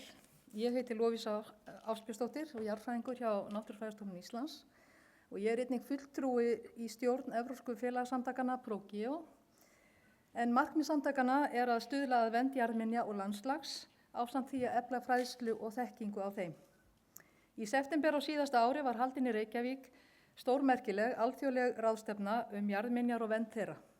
Samtökin ProGeo stóðu fyrir ráðstefninu og hana sóttu 80 gestir frá 23 löndum. Þarna voru samankomnir margir helstu sérfræðingar á sviði jarðminjaverndar. Ísland hefur mikla jarðfræðilega sérstöðu. Hér á landi er breytileiki jarðminja mikill og landslagið einstakt. Jarðminjavernd hefur lítið verið sinnt hér á landi en jarðfræðingar hjá Náttúrufræðistofnun Íslands hafa bæði í ræðu og riti vakið athygli á nauðsyn þess að vernda hina dauðu náttúru. En það er margt ógert og því er mikilvægt fyrir okkur að læra af reynslu annarra þjóða. Mikilvægur þáttur í jarðminjavernd er að hafa góða yfirsýn yfir jarðminjar á landinu með því að skrá upplýsingar og meta gildi jarðminja á faglegan hátt. Sú vinna er hafin. Á Íslandi eru jarðminjar sem teljast einstakar á heimsmælikvarða og við finnum þær flestar á hálendinu okkar. Má þar nefna móbergshryggi, ummerki landreks, fjöldi mismunandi eldfjallagerða og fjöldi mismunandi jarðhitafyrirbæra. Okkur ber skylda að standa vörð þessar jarðminjar og vernda þær fyrir komandi kynslóðir og heimsbyggðina alla. Takk fyrir mig.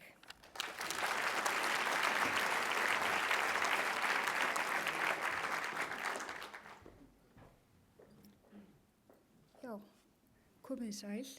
Ég heiti Margrét Blöndal og er myndlistarmaður og ég er hér komin til þess að kynna verkefni sem að hálendisferðir fyrirtæki Ósk Vilhjálmsdóttur, leiðsögumanns og myndlistarmanns við fengum í nokkur ár. Þetta námskeið það var kallað náttúruskoðun og myndlist og þar skiptust og þetta voru krakkar á aldrinum 7 ára til 13 ára og við vorum saman í 5 daga. 4 daga og svo á því lauk með því að við gistum út í Gróttu og það skiptist milli þess að við höfðum aðsetur í myndlistarskólanum í Reykjavík þar sem að við vorum sjálf að móta okkar eigið land, reyndar eyju sem þessar ungu stúlkur eru þarna að bera út í aðra eyju, Gróttu. Og námskeiðið var hugsað þannig að við á milli þess sem börn fengu áþreifanlega að móta landið að þá skoðuðu við umhverfi Reykjavíkur. Við skoðuðum Reykjanes og við fórum Hveragerði, Þingvelli og þau voru alltaf með vatnsliti og teiknublokkir og ástæðan fyrir því var ekki svo að þau voru endilega að búa til svo stórkostleg listaverk, heldur notuðu við þessa náttúruskoðun og því þetta breytist svo mikið hvernig við horfum á landið okkar bara með því að setja og teikna. Leið og við erum að rissa eitthvað upp, þá skynjum við landið betur. Og þetta er það sem var svo gott að njóta með þessum ungu börnum leið og við erum að horfa á þetta land sem í stöðugri mótun, stöðugri breytingum og við fundum það með því að skipta þessu á milli þess að börnin voru að horfa og skoða og þau voru að fá fróðleik jarðfræði og svo eru þau að móta sjálf að þá einhvern veginn þjappaðist þekkingin þannig að maður trúði á að hún hefði ykkur áhrif á börnin. Og ég þakka þessum sjóði sérstaklega fyrir, vegna þess að án hans hefðu ekki getað boðið þessum börnum með í þessa ferðir. Og takk hérlega fyrir.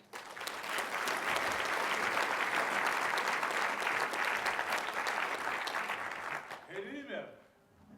Heiti ég Kristinn Pétur Magnússon og erfðafræðingur við Háskólann á Akureyri og vinn líka sem sérfræðingur við Náttúrufræðistofnun Íslands.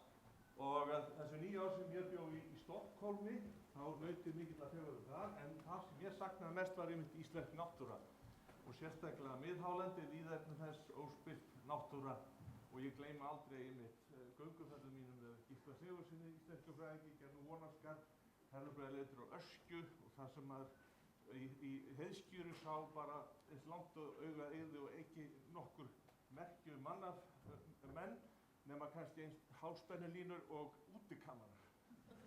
En ég sem sagt eftir að hafa unnið 20 ár í læknisfræði ákvað að nota kunnáttu mínu sem ég hafði notað þarna í þá Kára Stefánsson, íslenska erfðafræðingur, til þess að skoða Íslendinga. En nú ákvað þá að ganga til liðs við Óla K. Nielsen, kollega minn Náttúrufræðistofnunar sem þekktur fyrir það í öllum heiminum að hafa vaktað fálkan og rjúpuna í heil 35 ár og það hefur enginn gert með svona langa seríu, ætti að fá fálkanum.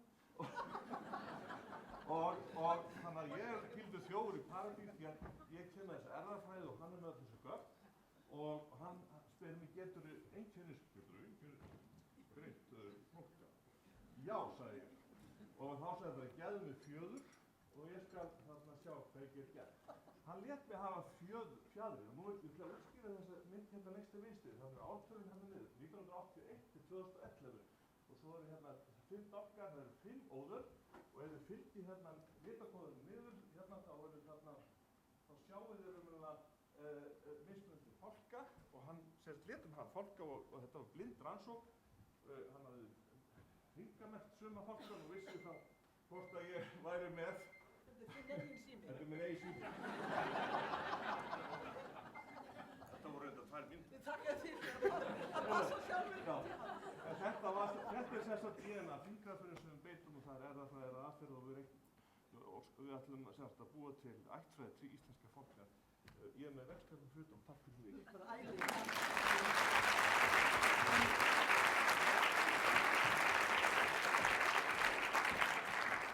Ég minn góður hvað þau voru dugleg að tala svona hratt svona mikilvægt efni, ekki hefði ég getað haldið mig við 2 mínútur. Segi ykkur það satt. En þú, Kápja, þú náttúrulega búið til, ekki 10 hænur og 1 fjöður? Hvernig var þetta? Hann býr til fullt af fálkum og 1 fjöður.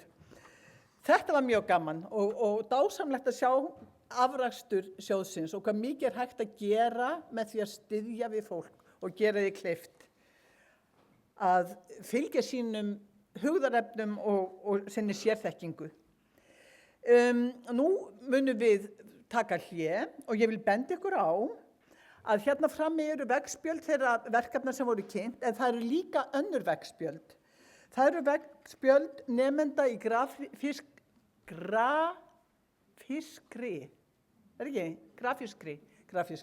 hönnun frá Listaháskóla Íslands. Prófaðu að segja þetta, grafískri hönnun. Sem undir stjórn eða leiðsögn Einars Gylfasonar hönnuðar hafa unnið að því verkefni að móta og koma með tillögur að merki eða logo fyrir þjóðgarð á hálendinu. Stórkostlega fallegar hugmyndir, það erfiða fyrir utan þegar það búið að stofna þjóðgarðinn sem við bara gerum bráðum, þá verður erfiðasta verkefni að velja á milli þessar flottu tillegna. En ég vil biðja þá sem að komu það seint að þeim vannst ekki tími til að skrá sig, að gera það í hlénu. Það er mikilvægt fyrir skipuleggjendur að hafa það og nú spyr ég, eins og konan, hvað er klukkan? Klukkan er 14:36 í íslenskum tíma og ég bið ykkur að vera, ég kann ekki að leggja saman, ég held að við fáum 20 mínútur í kaffi sem er svaka gott. Þannig að ég mun láta öllum millum látum og klappa og bið ykkur að koma því að 14:55, 5 mínútur í 3, þá ætlum við að vera komin í sætin aftur svo við getum haldið sjó. Takk fyrir.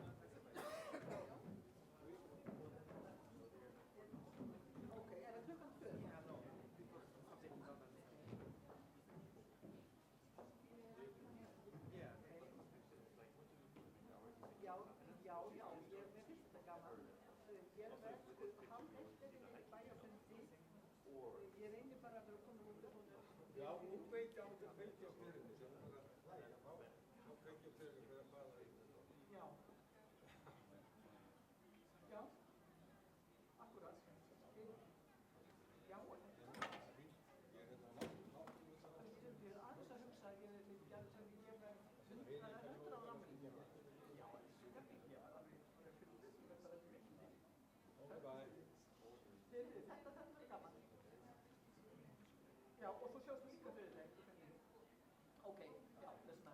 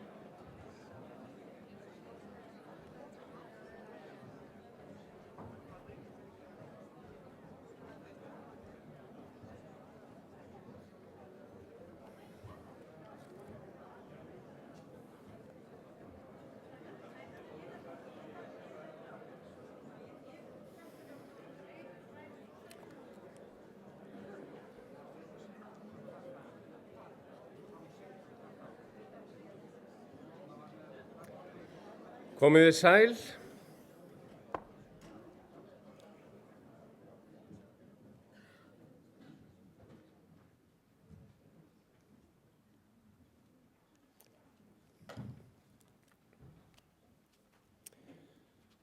Páll Skúlason, heimspekingur, hann tengdi pælingar sínar oft við náttúruna og umhverfið og það skipaði hálendi Íslands ávallt traustan sess. Það gleður mig persónulega sérstaklega mikið að fá að flytja þennan texta eftir Pál því að fyrir margt löngu þá fórum við saman inn að hjarta landsins og heyrðum það slá. En eftir hann liggur mikið ritað efni þessi mál, til dæmis má nefna bókina Náttúrupælingar sem kom út 2014.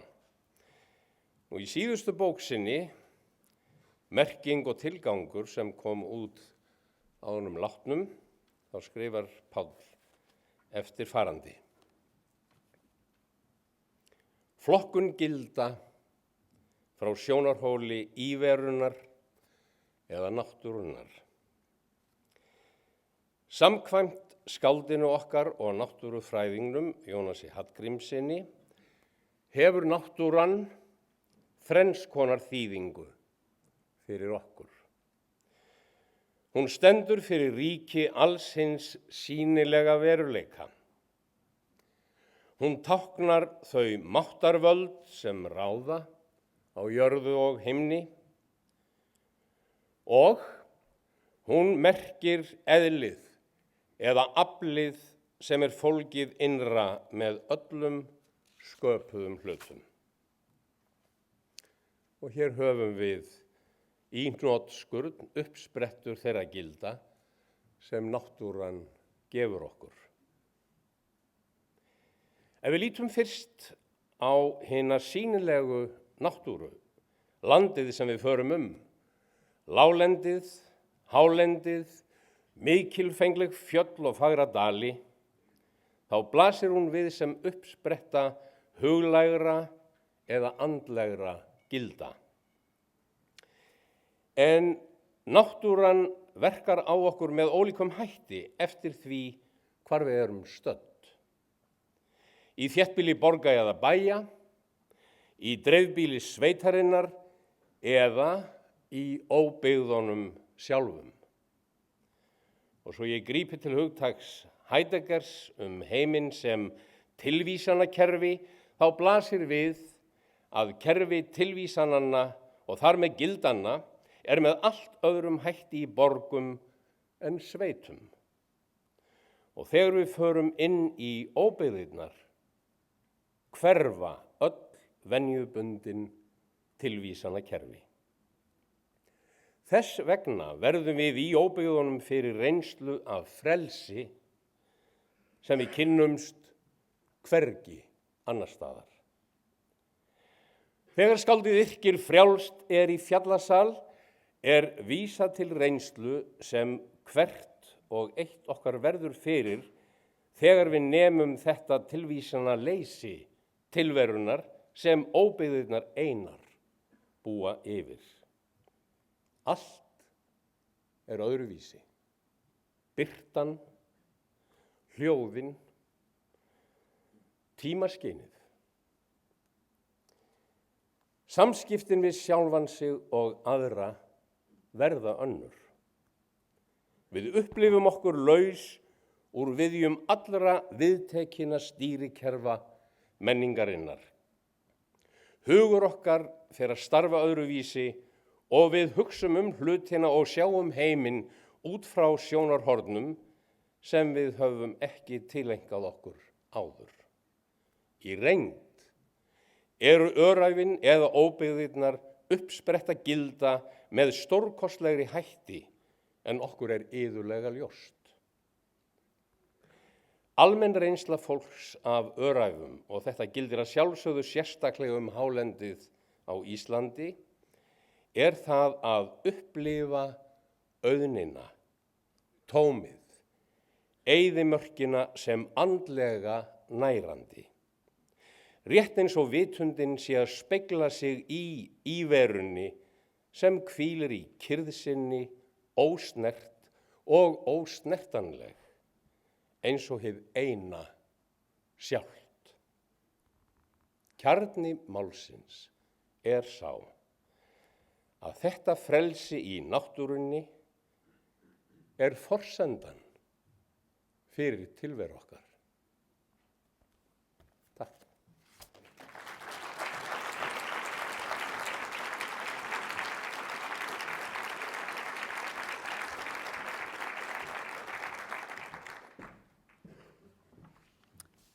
Við þökkum Arnari Jónssoni fyrir að færa okkur þessar hugleiðingar Páls Skúlasonar úr merking og tilgangur. Næst á mælendaskrá okkar er Linda Úðungor. Hún hefur meistarapróf í menntunarfræðum, hún er leiðsögumaður, hún hefur starfað sem landvörður og er verðandi ferðamálafræðingur. Hún hefur haldið utan göngu- og útivistarnámskeið síðustu árin, þar sem hún hefur kynnt náttúru Íslands fyrir fólki sem hafði jafnvel aldrei stungið tánum ofan í gönguskó. Útivistarkona sem helst vill vera út í náttúrunni sé sá kostur í boði. Linda, gjörðu svo vel.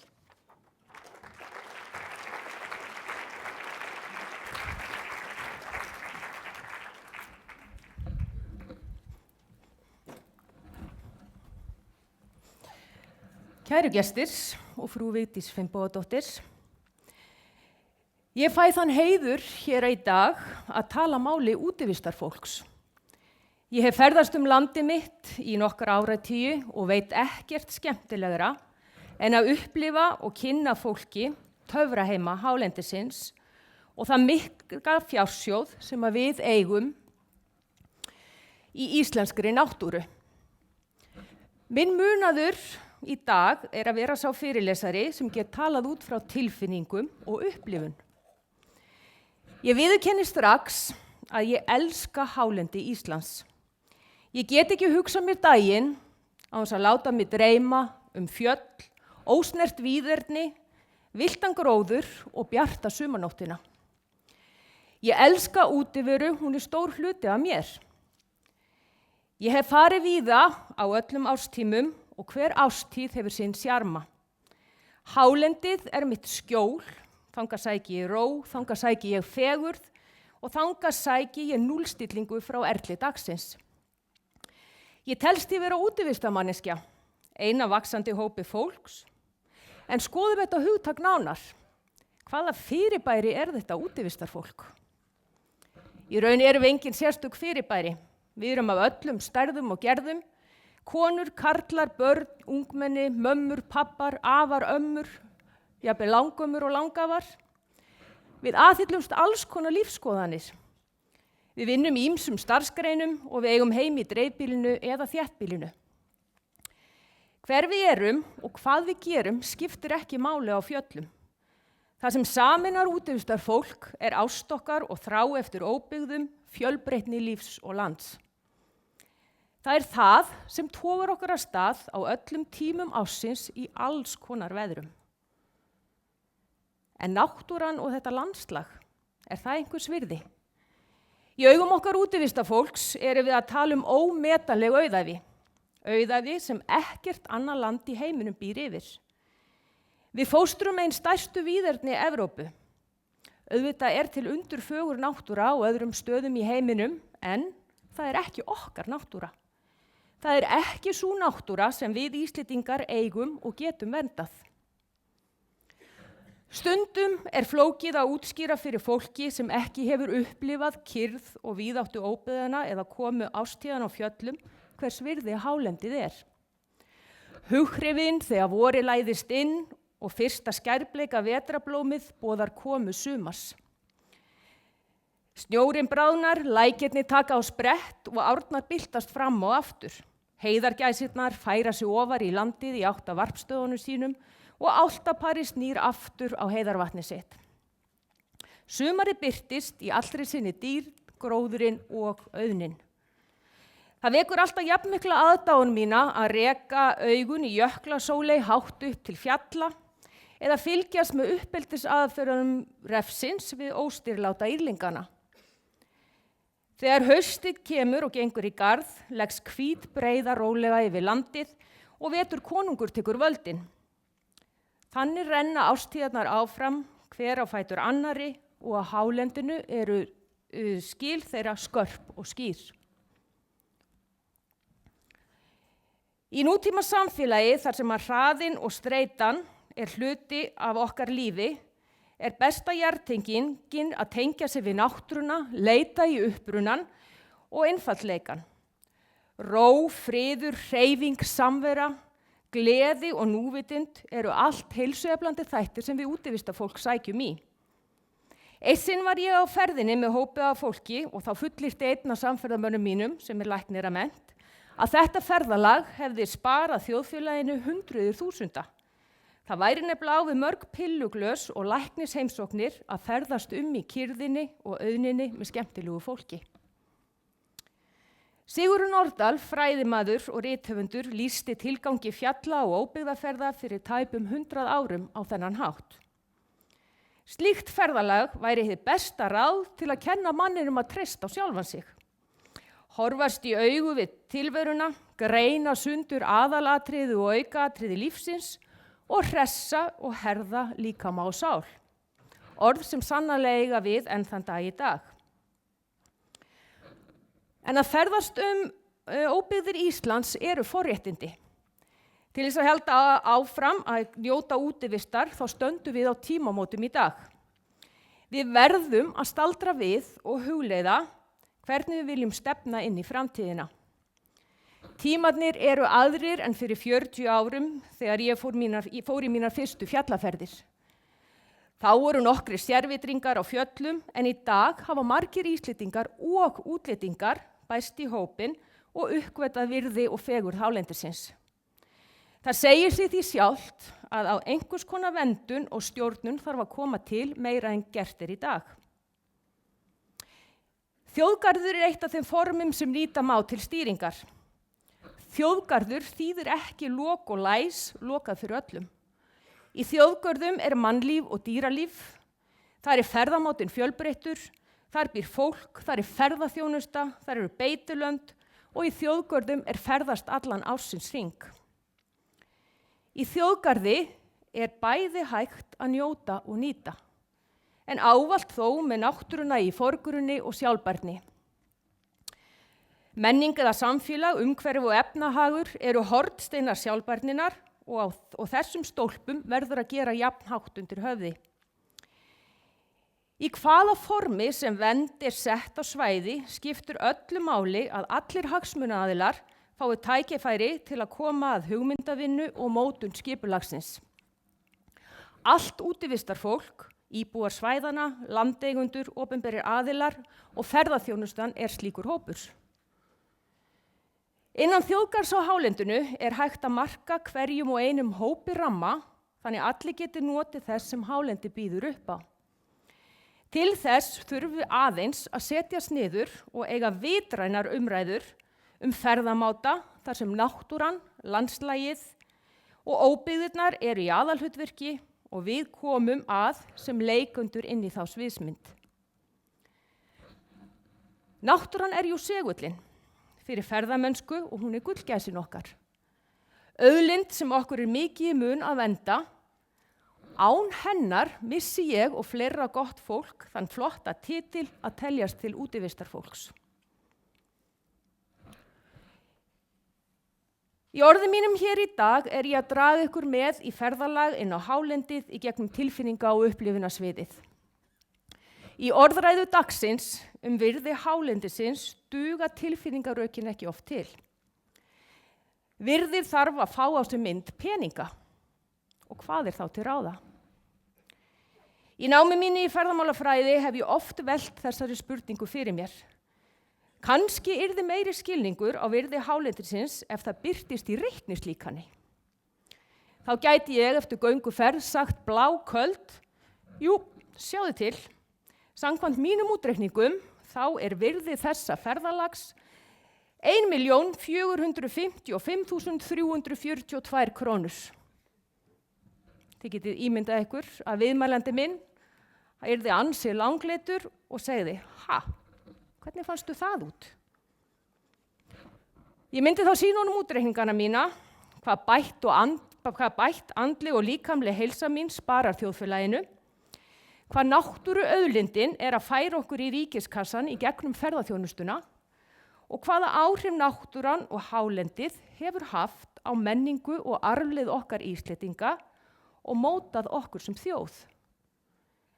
Þá myndu eftir vill augu margra opnast fyrir því að auðnin er auðlind. Ég er alin upp hjá afa mínum og ömmu sem fæddust í kringum 1920. Fólk sem ólst upp við óblíð náttúruöflin og báru virðingu fyrir landinu sem fóstraði þau.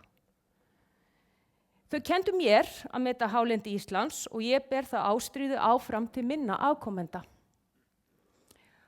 Okkar líftími á þessari jarðakringlu er aðeins brotabrot af mannkynssögunni. Börnin okkar, barnabörnin og allar næstu kynslóðir eiga að fá að njóta okkar forréttinda að vera þetta skemmtilega og mannbætandi fólk sem kallast útivistarfólk. Við ferðumst á fjöllum, sama hvaða pólitíska skoðanir við höfum. Ástin og umhyggjan fyrir landin okkar er það sem dregur okkur aftur og aftur af stað. Á fjöllum eru allir jafnir. Það er aldrei spurt stétt eða stöðu.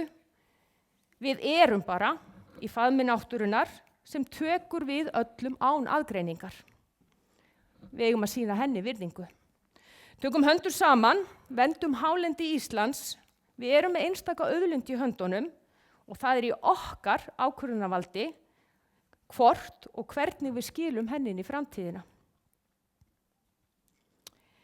Það er hvergi betra heldur en að þvælast í óbyggðum Íslands. Þar sem náttúruöflin ráða ríkjum og mannshöndin hefur hvergi komið að.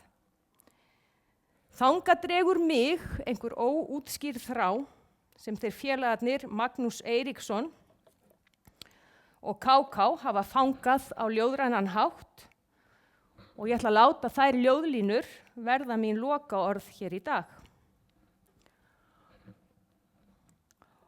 Hoppa kátur út dyrnar, við blasir heimurinn, himinblár er bláminn og himneskur jökullinn.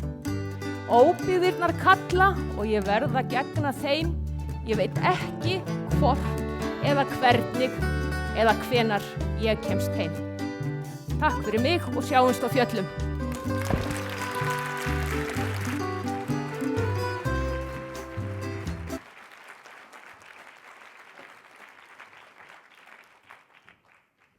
Kærar þakkir, Linda. Næst tekur til máls Sigrún Björk Jakobsdóttir, hótelstjóri Icelandair Hotels á Akureyri sem var stofnað 2011 eða opnað 2011. Sigrún er jafnframt stjórnarmaður í samtökum ferðaþjónustunnar. Hún er menntaður hótelrekstrarfræðingur og hefur starfað í ferðaþjónustu árabil og öðlast mikla þekkingu á greininni hér á landi, bæði í gegnum sölu og skipulagningu innlandsferða, innleiðingu gæðastaðla gististaða og úr hótelrekstri. Sigrún Björk var bæjarfulltrúi á Akureyri í 8 ár og gegndi starfi bæjarstjóra þar í rúmlega 2 ár. Í gegnum störf sín vann hún að fjölmörgum verkefnum fyrir hönd sveitarfélagana, bæði á landshlutavettvangi sem og á vettvangi ráðuneyta og ríkisins. Og Sigrún ætlar að tala hálendið, ímynd og fjársjóður ferðaþjónustunnar. Gjörðu svo vel, Sigrún.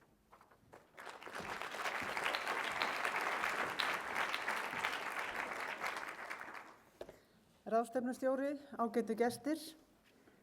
Ég vil fyrir hönd samtaka ferðaþjónustunnar þakka fyrir það tækifæri að fá að tala hér í dag og yfirskrift erindis míns er hálendið, ímynd og fjársjóður ferðaþjónustunnar. Og það að hlúa að náttúruvernd og sjálfbæri náttúrunýtingu er eitt aðalverkefni og áskorun íslenskrar ferðaþjónustu.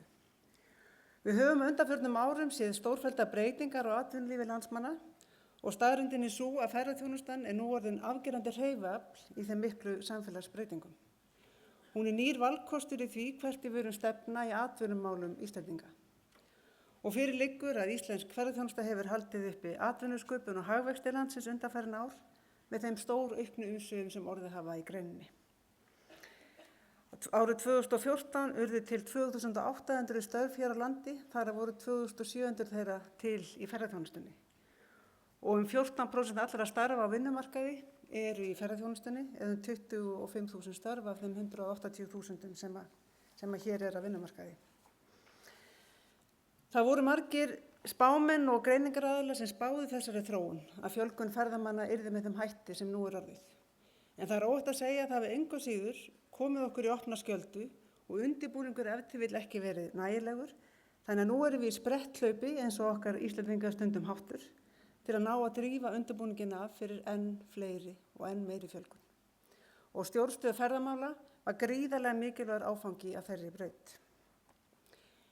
Náttúra landsins hefur verið og mun verða helsta aðdráttarafl íslenskrar ferðaþjónustu og títt nefnd 80% sem hafa verið nefnd til nokkur sem í dag sem hingað er að koma til þess að upplifa okkar einstæðu náttúru. Nú, samtök ferðaþjónustunnar leggja til að unnið verið nokkurs konar rammaáætlun ferðaþjónustunnar, þar sem fram kemur hvers konar ferðamennska hentar á hverjum stað. Eru allir staðir ferðamannastaðir og eiga þeir að vera það? Innan stjórnstöðar ferðamála er verið að vinna að stefnumótandi stjórnaráætlun landshlutanna sem er dálítið þungt orðtak fyrir Destination Management Plan, þar sem er verið að horfa á samhæfingu, stýringu og samvinnu innan héraða, innan svæða. Gríðarlega mikilvægt verkefni. En miðhálendið á að verða ein verndarheild og þau mannvirkjabelti sem þar hafa verið skilgreind svæði hluti af þeirri heild. Og við alla mannvirkjagerð ber að hafa í huga að viðhalda sem mest víðernis upplifuninni.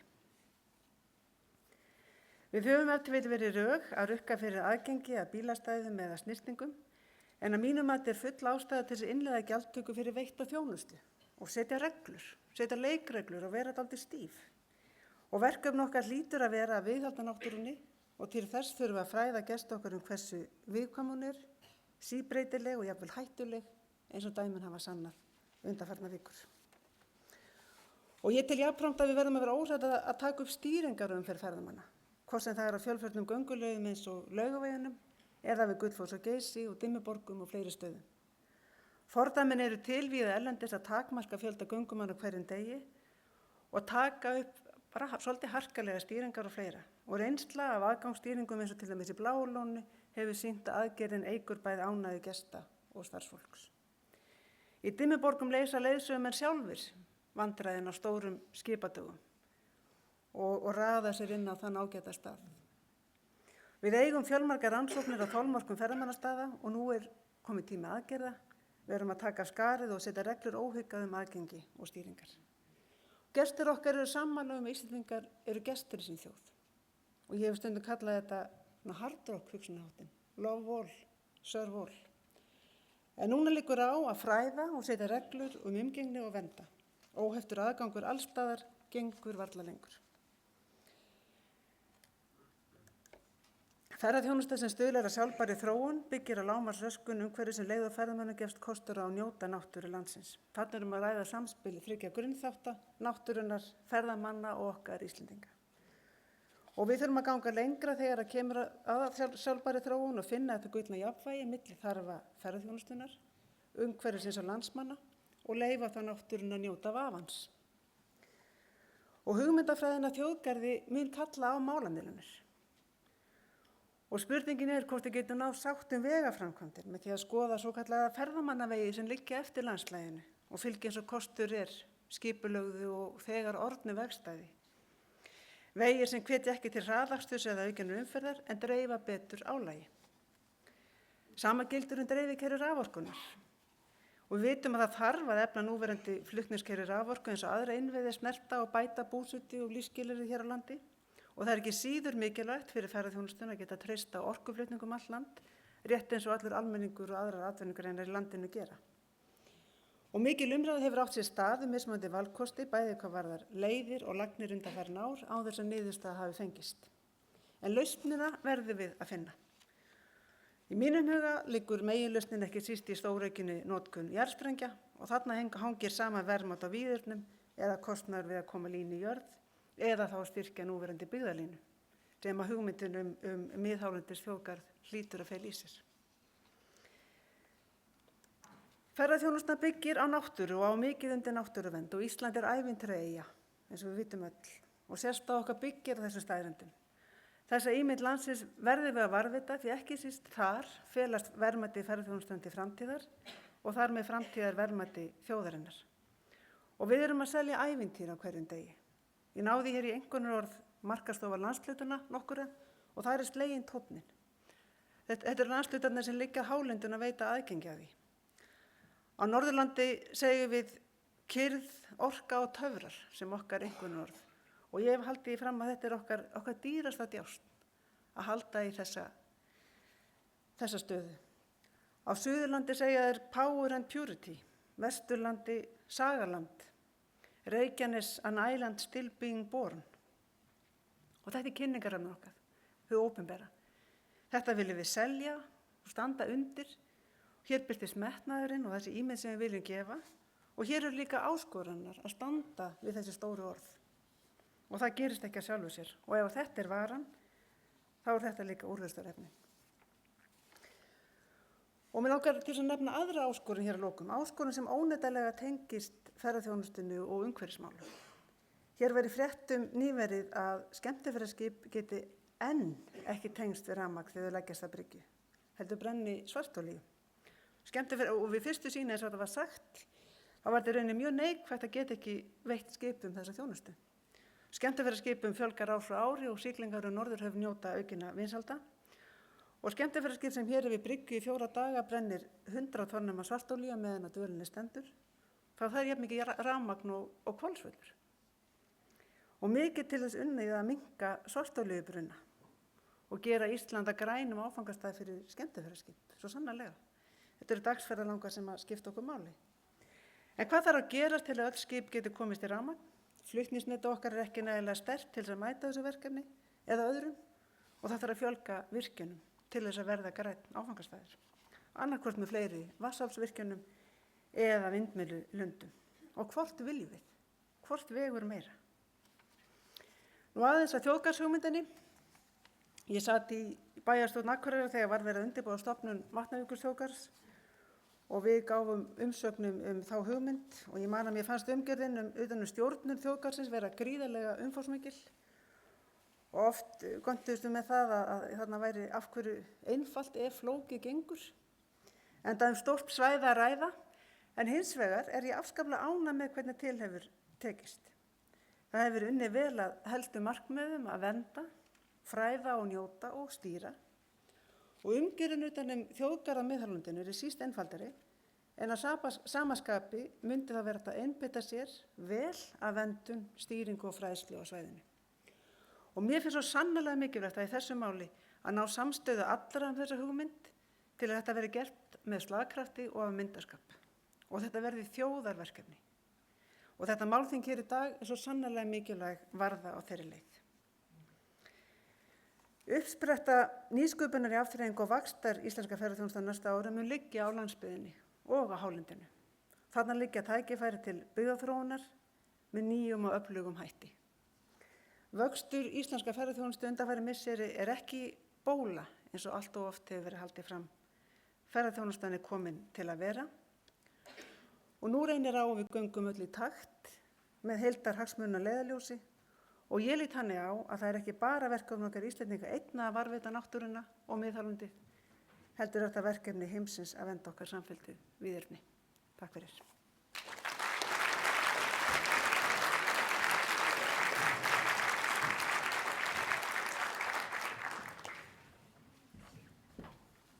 Kærar þakkir, Sigrún. Síðasti frummælandi okkar hér í dag er Dr. Christopher Hamilton og nú fer ég yfir í enskuna. Dr. Christopher Hamilton, it's an honor and pleasure to introduce you here. Dr. Hamilton is assistant professor at the University of Arizona and a member of the high-rise team of NASA, whatever that may be. I hope you'll tell us about it. Dr. Hamilton completed his undergraduate degree in Earth Sciences at Dalhousie University in Atlantic Canada, and first visited Iceland in 2002 as a part of a one-year exchange program at Háskóli Íslands. He then completed his PhD in geology and geophysics at the University of Hawaii, investigating explosive lava-water interactions in Iceland as an analog for Mars. Wow.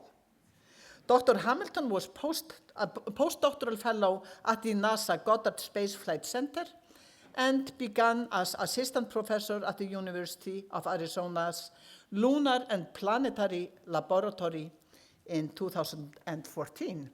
What an exciting and futuristic sounding career that is. And I'm very excited to hear what you will tell us, Dr. Hamilton. It says here on my list, the Icelandic Highland, analog for planet Mars, and research. Maybe we should just send our tourists there if they get too many here. Dr. Christopher Hamilton, the floor is yours.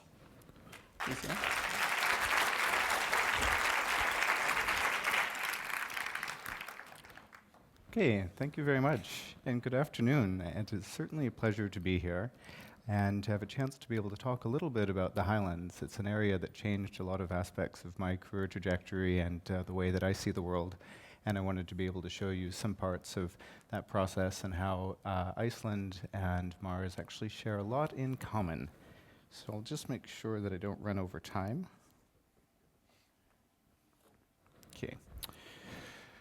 So in the background here, you can see a scene probably very reminiscent of the different highlands environments that you've seen this morning. This beautiful landscape, pristine, covered in all sorts of little blocks and boulders extending off towards the horizon.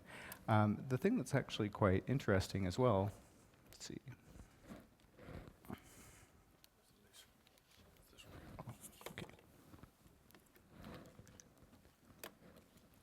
Is that if we step back and actually see it in true color, this isn't the highlands on Earth at all. It's actually an area of Mars that was visited by one of the rovers, Curiosity. It was an area called Gusev Crater that I'll talk a little bit more about afterwards. And it actually is remarkably reminiscent of what the terrestrial environment looks like. And so we have this opportunity to study Mars in a couple of different ways. One is by sending, in rare instances, rovers to be able to examine, as in this instance, the surface as we would almost as a geologist looking from outcrop to outcrop. Most of the work, however, is done from space and being able to look at the surface from satellite images. And the HiRISE actually stands for the High Resolution Science Imaging Experiment. And it's a camera, it's really a telescope, which is on a satellite which has been orbiting Mars for about a decade. And it is able to see the surface at about 26 centimeters per pixel. It's actually better than you would have for most of the imagery that we have for the Earth. And it's a fantastic way of being able to see both Mars. But when we try to interpret these images, we need context. And so when we talk about a terrestrial analog, what we're looking for is some terrestrial environment that shares some similarities to the environments that we're looking at in a planetary context. And it was for this reason that last summer we came to Iceland with the HiRISE team so that different science investigators could see different places on Earth that were reminiscent, like the Highlands and like this scene here, that we were able to compare to one another. And people had a fantastic time. I'll show you some of the different results of both the scientific investigations we did leading up to that meeting, as well as some of the actual scenes from that meeting itself. In terms of the structure of the talk, after this I'll actually show you a video. It's about an 8-minute video highlighting some of the new results that we had based on the data we collected last summer. And then we'll move back into a PowerPoint presentation where I'll discuss a little bit of science so you can learn a bit about Mars and why we think that Iceland is so exciting as an analog for it, and then move into that last comparison with the HiRISE group. So if we can switch to the video.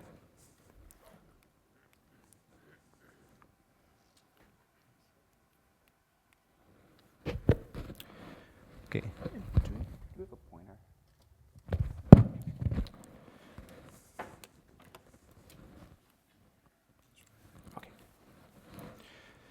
So this is a video we put together that sort of shows the broader context for the project. And so I'm based at the University of Arizona in the middle of a desert in southern part of Arizona. And we actually brought together a group with about a dozen different institutions and 30 scientists from different parts of the United States and Canada. And last summer descended upon Iceland to have a chance to look at some really interesting environments. And so much of the work is developed over the years in combination with scientists at the University of Iceland, Háskóli Íslands. A few people here, Armin, Magnus, Thorvald, are certainly people that we work with a lot. And so I sort of start our process here, and we'll look at a little spot outside of Reykjavik first. It's not quite the highlands, but it does tell a little bit of a conservation story and what we can gain by protecting different environments. So one of the things is that alluded to before that I'm very interested in are explosive lava-water interactions. And this is an area where a lava flow entered into a lake and produced a series of explosion craters, pseudocraters or rootless cones. And so they were quarried out before, but you can see the remnants of some of these structures that are still present. And one of the fantastic things about working in Iceland is that we're allowed to use different technologies that are a bit difficult to use in the States. And so this is actually footage from an unmanned aerial vehicle or a drone that we were able to use to image from an aerial perspective. You could picture it almost like a personal satellite that allows us to see the terrestrial landscape as we might if we had a high-resolution camera orbiting in space or around Mars. So this is the central part of the structure, and you can see these sort of overhanging ledges that were quarried out to be able to obtain gravel that was used in large part to build the downtown airport here. So this is a beautiful cross-section. Horses come by us as we move sometimes, but it records a fantastic history of the explosions that occurred when this lava flow entered into the lake and produced this structure. And again, we have these images that are obtained from the UAVs. And as individual movies or stills, they're quite interesting, but the real value comes in how we can combine them afterwards. And so in a moment, we'll actually see how you can take thousands, and in fact tens of thousands of images and build what's called a digital train model. And that's a virtual representation of a natural environment. And so this is no longer a single image. It's a composite made from thousands of images where we actually can construct a three-dimensional representation of virtual outcrop. We actually do the same thing for Mars and are able to use stereo images from the satellite cameras. And this is one of the key ways in which we can compare not just the way things look, but actually the quantitative aspects of their shape and their volume and slope and so on. So this type of tool is a fantastic one, and it allows us to go to almost any environment and build a virtual outcrop that can be used for scientific research, for investigations, change detection if this environment were to change afterwards. So here you can see that example of the cliff structure which was present. So this is an interesting case where we have the sort of window into the stratigraphy or layering structure of this volcanic rootless cone group, which was preserved after an initial stage of quarrying. And here's an image, and the one next to it was a digital train model. The colors typically show height. So that was just a simple example of our methodology, and this is moving to another location in southern Iceland.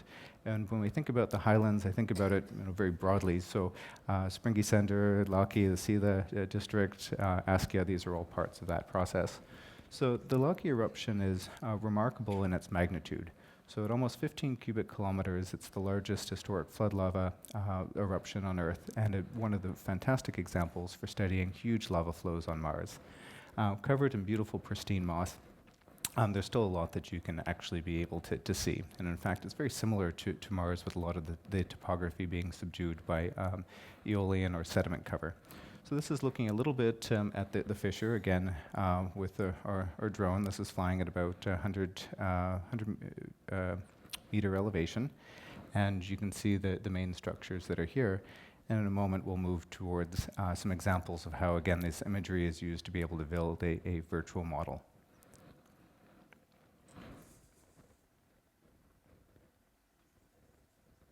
It's very difficult to walk up to the top, so we tend to just send this up there instead to take a look.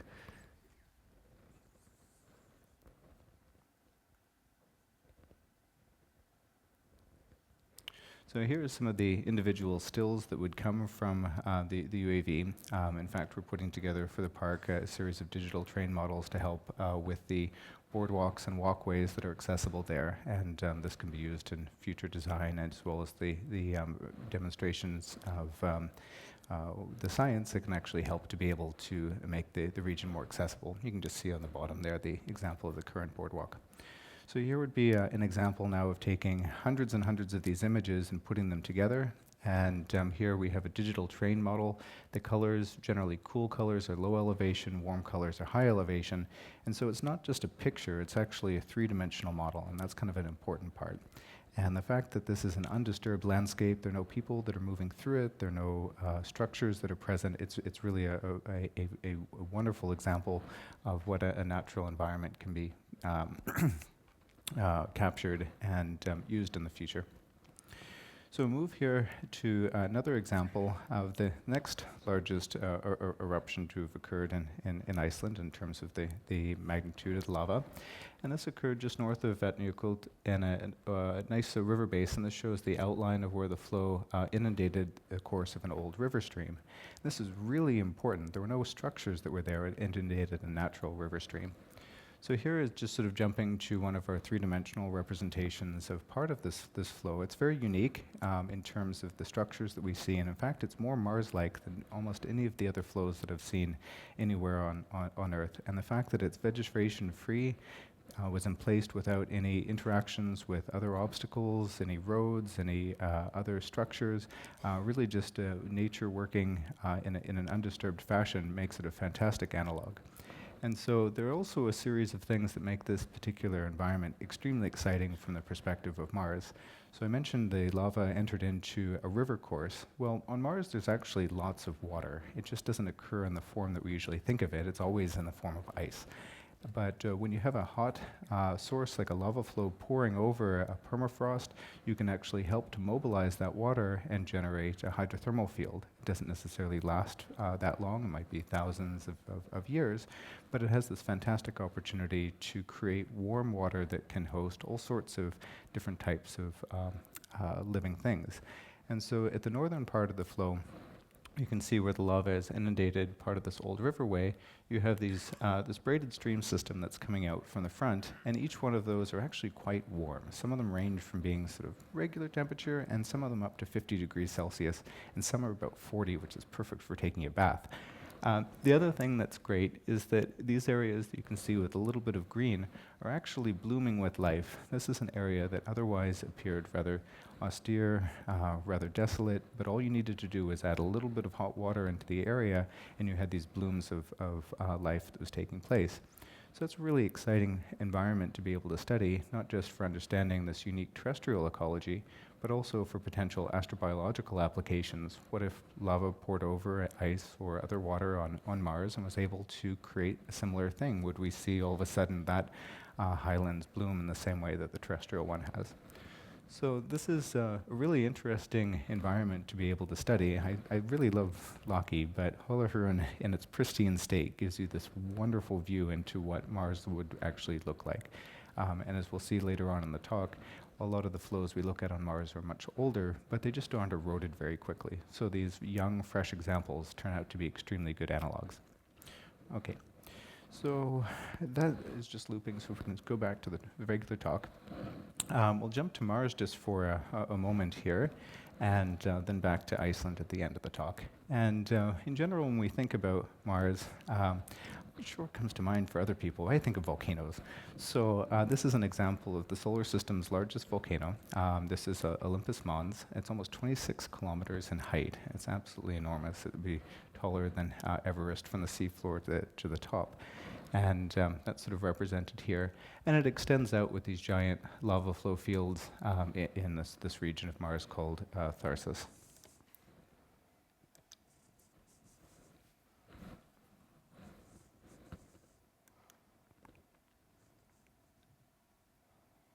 Okay. So when we think about Earth, There are a whole suite of other terrestrial-like planets. Venus is the most similar in terms of its size, but it is completely unlike the Earth. It is a horrible, horrible place. It has about 80 times our atmospheric pressure. It would crush you. The surface temperature is about 500 degrees Celsius. It would boil you. It is not a good place to be. So although it's similar in many ways to the Earth, it actually is very unlike the Earth due to runaway climate effects and a very thick atmosphere that traps an extraordinary amount of heat from the sun.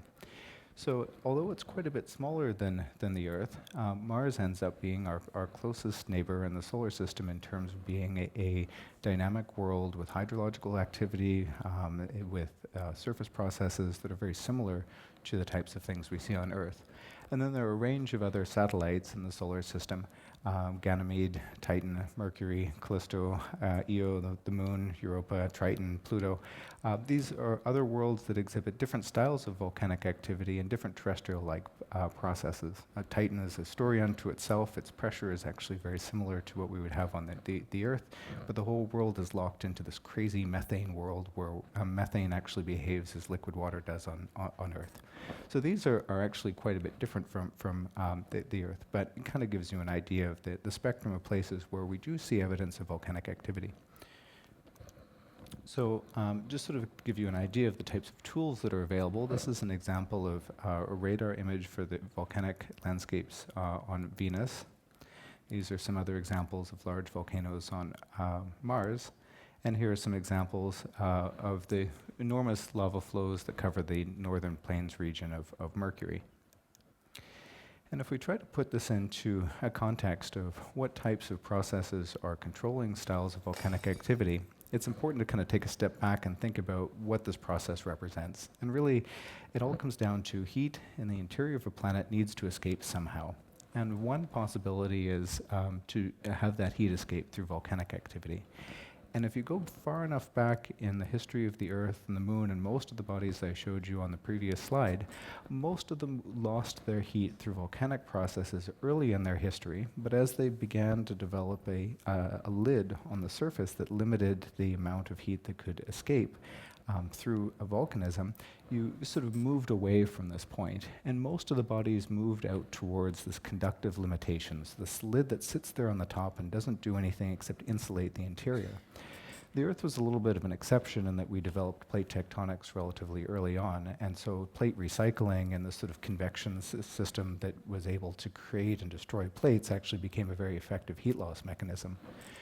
But each one of these worlds actually has had this fantastic evolution, and if we wanted to understand what the early world was like, we have to really understand what these volcanic processes are like. And Io is a good case for being able to do that. And Mars actually is too, because it actually has relatively recent volcanic activity, as young as perhaps 5 to 20 million years, but it just doesn't happen that often, but it happens on a huge scale.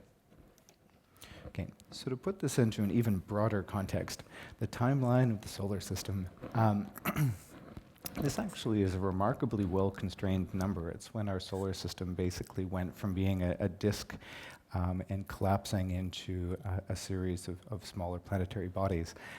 Almost everything ended up in the sun, and a little tiny bit of leftover material ended up forming 8 planets, although perhaps 9, depending on if there's this other one is confirmed, and it's a Neptune-like body. Most of them end up being most of the mass is concentrated in the gas giants, a few terrestrial planets, a few dwarf planets like Pluto, lots of satellites, and those I mean moons, plenty of asteroids, and a few comets. So if we look at the history of the Earth, the initial formation of the Earth created this magma ocean-like world, and very early on a Mars-sized object struck the Earth and created our moon, resetting everything, all the early oceans and so on. And so the history of our planet really starts after that moon-forming impact. And by about 20 to 100 million years after that event, you find the oldest zircons. It's a type of rock which indicates that our planet had a solid crust. At that point, not too much happens, at least in the perspective of biology and the things we care about, for almost 1 billion years. It really kind of locks into it. And for this very long period of time, not too much really happens. We have the development of life at different stages, and at about 1 billion years ago, we developed the first multicellular life. To put that into context, before we had this assemblage of continents, previously we had Pangaea. Before Pangaea, there was even another supercontinent, and that was called Rodinia, and that happened about 1 billion years ago. And we have almost nothing preserved from that era of our planet. But on Mars, we'll see 1 billion years is considered young. So if we look at Mars in comparison, what were the major things that happened? It doesn't have a large moon like ours. It's much smaller. Its oldest, it formed around the same time, but its defining moment happened about 4.1 to 3.6 billion years ago.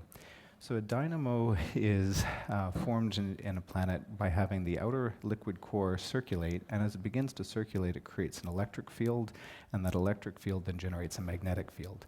And the magnetic field produces the shield that protects you from these charged particles that are very destructive that are coming from the sun.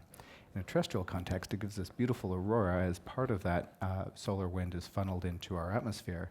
And Mars in the beginning had that shield, and at that era, it probably had quite a bit of water. It was probably much warmer and much wetter. It may have had oceans, it may have had precipitation, it may have had a lot of things that made it much more Earth-like. But there was this terrible moment that occurred at about this period when the dynamo shut off. And at that point, no longer did Mars have its shield from the sun, and it lost its atmosphere. Basically, all of the high-energy particles came in, broke water apart, hydrogen escapes to space, oxygen's available to oxidize the surface and create a red planet, and the world completely changes and really locks into this cold, frozen environment for most of its past. And we have some names for these different eras. The key thing to be able to have in mind is that there's actually this change in pH and in temperature, from warm pH neutral conditions to more acidic conditions to more dry and frozen conditions. And most of the missions to Mars go and try and sample this early era, but actually most of the time is represented in this other era. In terms of understanding my favorite process, which is a volcanic one, if you were to look at a key example of the Elysium volcanic province, this graph is showing basically the frequency or the number of events with time, and these events are volcanic eruptions.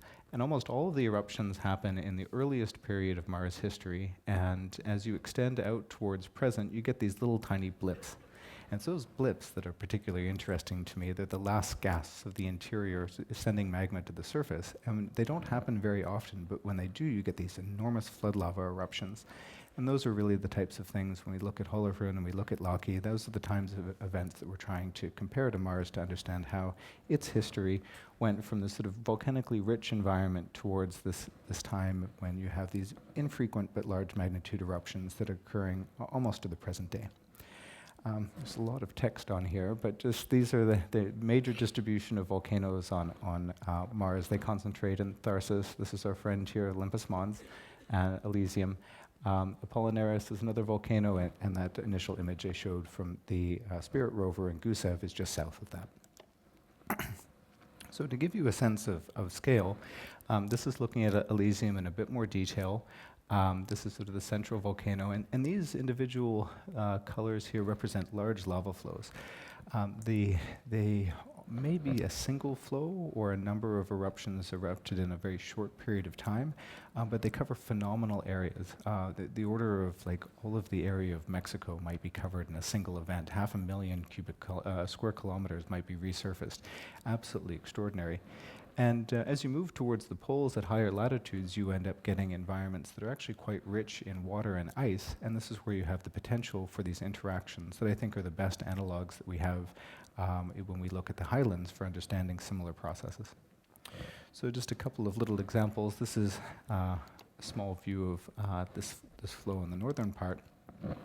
We have a high-rise image showing this beautiful margin of a lava flow, these fractures. This is an example of a terrestrial lava flow. There's a person for scale here. It's almost 20 meters thick. And so this is how we can begin to understand that this flow is actually composed of lava, and we can model how it is placed as well. But the key observation is that we can look for places on Earth that can help us to interpret these images. One thing that I mentioned a little bit earlier within the context of Rothalar were the potential for lava-water interactions, and these are some examples of possible rootless cones formed in the northern part of the flow where this lava may have extended over an ice-bearing permafrost. There are also a series of wonderful channels like this one and like this one that some people debate are formed by flows of surface water, and other people like myself can say, yes, well, they actually can form in lava too. And how do we know that? Well, we look to places like Lochie. And Lochie was a similar eruption. It was a fissure-fed event. It had this wonderful source region here and moved through a series of river gorges, very similar to what this Martian one did. And everywhere, if you look very closely, you can see these wonderful sinuous channels that develop. Obviously, in a volcanic terrain, they're not unique to river systems. Okay, so a little bit more about Mars before we get back to the highlands. This is that first area that we looked at with the Spirit rover that was exploring Gusev Crater, and people were excited by it because there was a little channel that came in from the south and it leads to the north, and it was thought that this area was filled as a lake. And when people actually went to the surface, they found out that although it may have been a lake, it was covered now in lava. And these are examples of bits of pohoi-like material that were found by that rover. Later on in the mission, one of the wheels on the rover began to malfunction, and it had to drag it behind, and ended up being a fantastic disaster because it worked like a trowel. And where you didn't really see much on the surface, this dragging wheel actually resolved really exciting types of material, sulfates, different types of silicate materials, evidence of hydrothermal activity that you never would have seen from orbit at all. And this is a wonderful image as well, where near the end of that mission, there was the identification of this layered structure, these volcanic deposits with the clast or little bomb, which is whacked into the surface. And this actually indicates usually the presence of a magma-water interaction or very fine-grained production of surge beds. And the key thing there is that it's a volcanic process that often involves the contributions of external water. So we saw these chemical signatures of potential hydrothermal systems, and then saw this volcanic signature of a potential magma-water interaction as well. The source of this has been debated. I actually think that this helps to understand that stratigraphy very well, and this is a close-up image showing the bomb sags and structures in the lower part of the Rothalar cone. And this is one of the reasons why we went back last summer to be able to image it and develop a three-dimensional model of it to better understand the context of that explosion process. But fortunately, we don't have to always go to quarries. We can go and see how things are in a natural state. And this is one of my favorite places. It's a very inaccessible area of the northern Lochie. At this stage, it's not generally open to the public, but the park has been fantastic about letting us conduct research there and really demonstrate why it's such an important location. And in fact, these are some of the largest examples of rootless cones. They're identifiable in satellite imagery, and they serve as a fantastic analog in an undisturbed state for what we would expect rootless cones on Mars to look like. And we can venture to these locations and actually understand a lot about how to take those outcrops like Rothalar and put them into an undisturbed context. I mentioned before the excitement of hydrothermal systems generated by volcanic activity. So here's just an example of some nice hot pools that are forming in association with the Landmannalaugar volcanic systems in Iceland, and it's really another interesting place for not just tourists but also astrobiology. And this is, a couple of these images are from colleagues at the Háskóli Íslands. I didn't have a chance to see this eruption take place, but the Eyjafjallajökull was a fantastic eruption, and really, in many ways, the pinnacle of what people think about in terms of a magma water or a volcano ice interaction. It's actually quite unusual to have explosive eruptions of this kind on Mars. There are a number of reasons for that. Most of the eruptions in this era of Mars history are lava flows. And there was a little precursor to the eruption that Arma and then others at Háskóli Íslands had a chance to be able to investigate that I just think are wonderful. And here is an instance where the lava was able to move out over the snow and then melt in and through. And on the ground, people had a chance to be able to go there, and you can see how the lava initially moves out over the snow and ice. It doesn't really care too much about it, but then and it sort of moves forward. And then after a relatively short period of time, that heat is transferred into that area and melts down and through. And this is kind of what we might expect in a Martian environment of a lava interacting with snow or a very ice-rich permafrost. Okay, so come to the Holohernes eruption. I was really lucky and had a chance to come out in November while the eruption was still active, and we had an overflight of the area. The vent you can see in the background is going there, and this is very close to that spot where we saw that hydrothermal activity, those hot springs, where the lava was moving through this old river course. You can see the steam that's coming up and through. And we also had an opportunity to visit some of the vent region and see what a large flood lava eruption looks like when it's actually active, which is a luxury we just will never have for Mars. And this is a window not just into Mars history, but Mars ancient history. This is why I sort of belabored the point of how old these structures were on Mars. We're looking 1 billion years into the past with something extremely fresh, and it's just a window that we would never have that would be possible on Earth. There's just been too much cycling that's taken place with plate tectonics. So I'll just go back to Lockie for a moment about how science can actually have a role, and in fact the most exciting part of my dissertation was actually related to this. So here is Lockie, the lava flow shown here in gray, and I spent a lot of time looking at these little rootless cones in this spot, and was interested in characterizing them and building these digital terrain models. And again, the warm colors show higher elevations and cool colors, lower ones. And you can see the little road that moves through, and we're pretty excited by it. And there was, this is an example of part of our geologic map, and the road to Blaugil, to Lockie, and down to Hrossatungur represented there. And the most fulfilling day of my PhD happened when a park ranger there, Cowrie, came by and said, Chris, we need your map, we need your map. And he said, what was happening? And they were interested in resurfacing this road. Now, as we know from our story with Rothalar, rootless cones make great material for gravel. And so it makes sense to go and plunder one of these little cones and resurface the road. But this map was actually used as a very basic construction to say, wait a second, there's actually a value to this material, keeping it in a pristine state. And instead of mining out these little things that are very accessible, maybe we should go elsewhere and try and preserve this. And so it was actually used as a motivation not to take the gravel from this location, take it from elsewhere. And I just find it fantastic every time I go back to Lockie and know that the cones are still in their pristine state because of this map. The science is one thing, but actually the fact that people will see Lockie as it had been because of that scientific work, I think is really exciting. Okay, so here's an example that was taken by a very low altitude. I think it was a Cessna by Cowrie. He was looking at some of the rootless cones there, and it really kind of got me excited about using low elevation imagery. And at the end of the talk, and some of the stuff you saw before in the video came from the drones that we then used to be able to explore that process in more detail. This is another one of the images that he took of that flight, and you can just see this fantastic, pristine environment, and it just really will create a wealth of study for centuries, if not more. So here's just another, let's see, quick little view. We saw that Charnagiga there in the beginning. The car park is usually around there. This beautiful lava channel actually extends down here.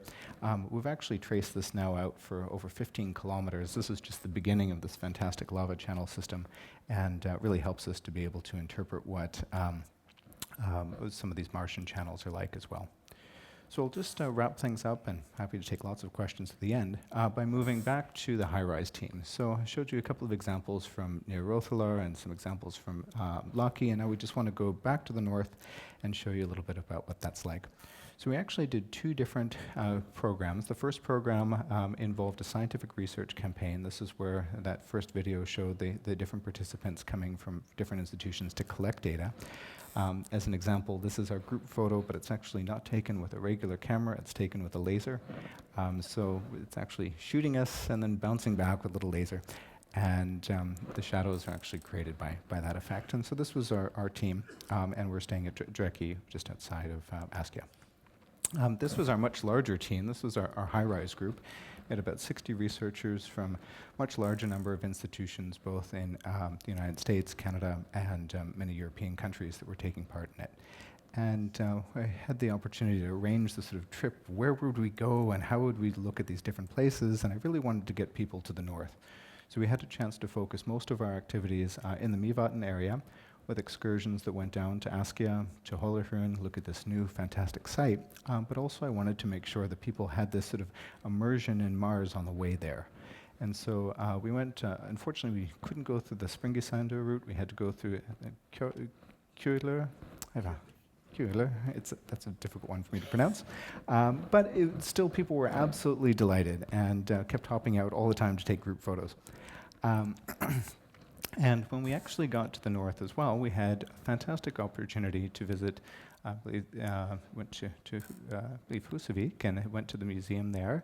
And they were excited because that year, we marked the 50th anniversary of when another group of NASA scientists came. The initial astronauts, when they were training to go to the moon, actually did a lot of their work near Askja.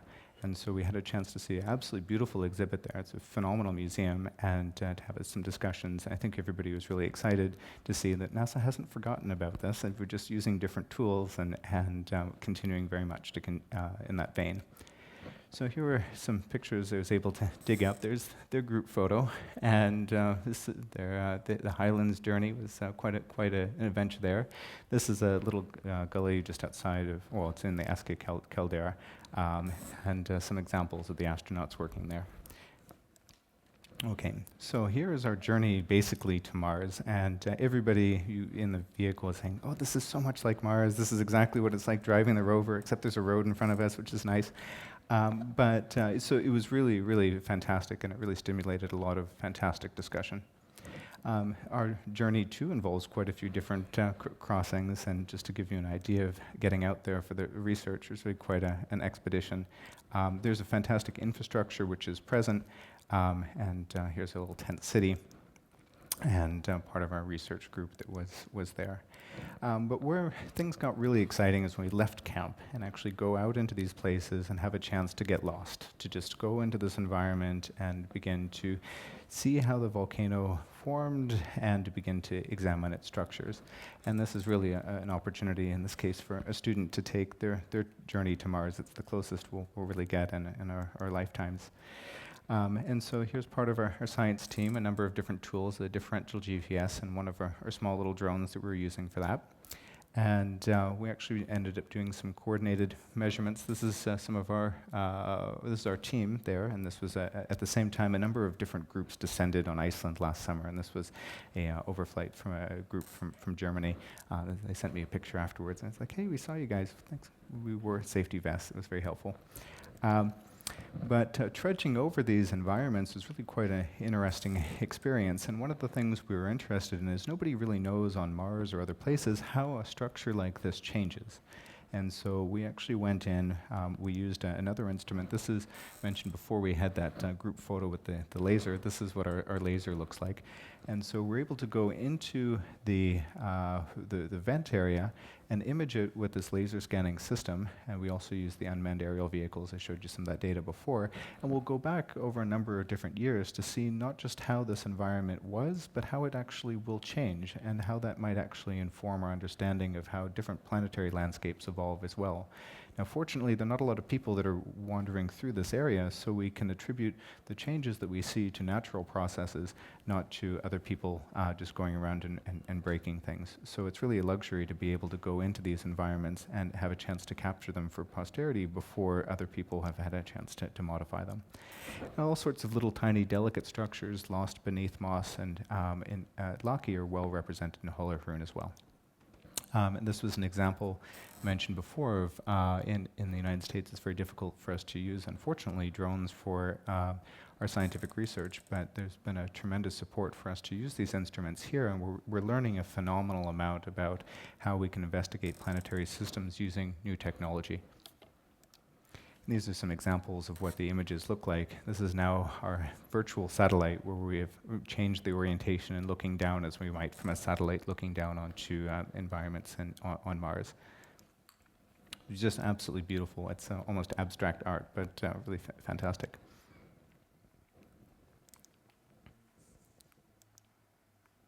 So in some instances, the wind was just too high, so we used modern falconry and had to catch little drones. And these dust devils, which actually very common on Mars, we started to see rolling through the area. And this actually then gave us a chance to switch to older technology of kites. And mounted on the kites, we actually have a little camera. I think you can see it sort of dangling at the end, which enabled us to take images as well. And so here is one of the sort of stills of our astrobiology analog for the hot springs coming out. You can see in some ways the people are finding the perfect 40-degree stream. You can traveling from one to the other was kind of interesting. And we also were able to use thermal cameras to more precisely determine what the temperature distributions would be. So it's going to be very exciting to visit year after year how the system is changing, how the biology is changing, how the temperature distributions are changing, and really use this to understand how major eruptions on Mars may be affecting that environment as well, and potentially guide where we'll send future rovers to be able to explore those products. Another thing that's just been fantastic, at least in terms of my journey through planetary sciences, is the effect that it has for students. So I actually have my first student, and she had a chance to come out last summer, and this is a scene at Lockheed, and it really is inspiring. In addition to just the scientific value of these environments, just the ideas that you get, whether it's a high-rise team meeting or a graduate student, it really is a transformative experience to be immersed in a place where you really believe that you could be on another planet and start to see our planet from that kind of different exterior perspective. And so I'll just leave with this very Highlands-like example of another place on Mars. Really, you almost couldn't tell this is an Askia in looking at the environment, but this is actually where the Curiosity rover is on Gale Crater. And similarly, it really has so many fantastic similarities to the Highlands. And so I think that they're sort of concluding about if I could see anything done. I think Iceland has been doing a fantastic job balancing the pressures to be able to economically develop highlands areas with being able to keep them pristine. I just would love to see things like the Vatnajökull National Park extended, other activities preserving these environments, and that value just grows with time. So Hólafjörður's a fantastic example.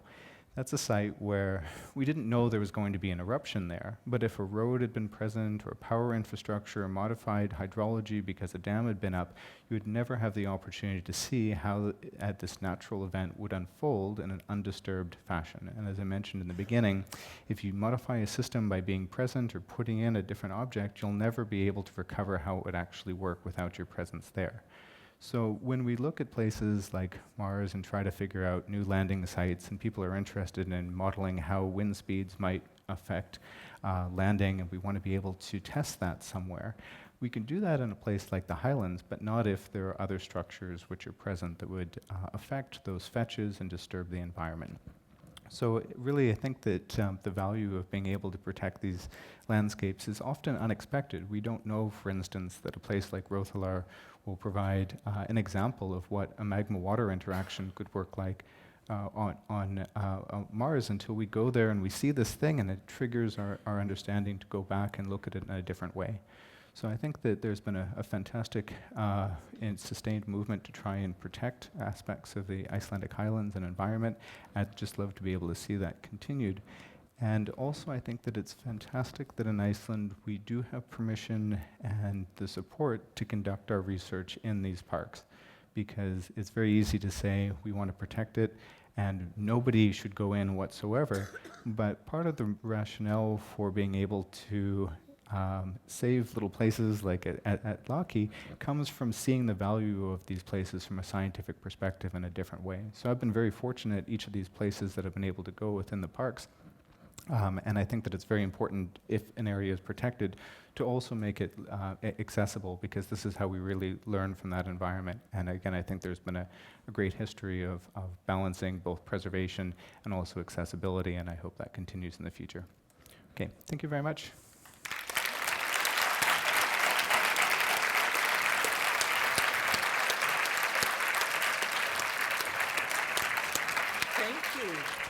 What a stimulating and unusual talk you gave. You opened up a completely new view. You said you were prepared to take maybe a couple of questions, if anyone.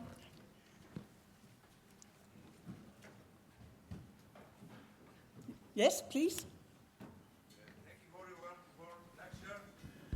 In the year 2000, Bob Subri came to Iceland, a chair of a movement, international movement, to select a training site. He chose, and 2 years later I went with them. They chose a site in Gjástykki.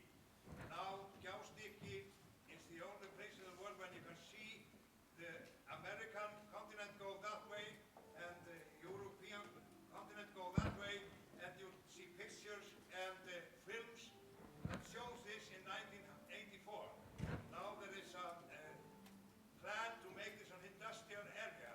Do you think it will be very good for the future Martians to train inside a system of vapor tapes, electrical wires on masts and roads and powerhouses?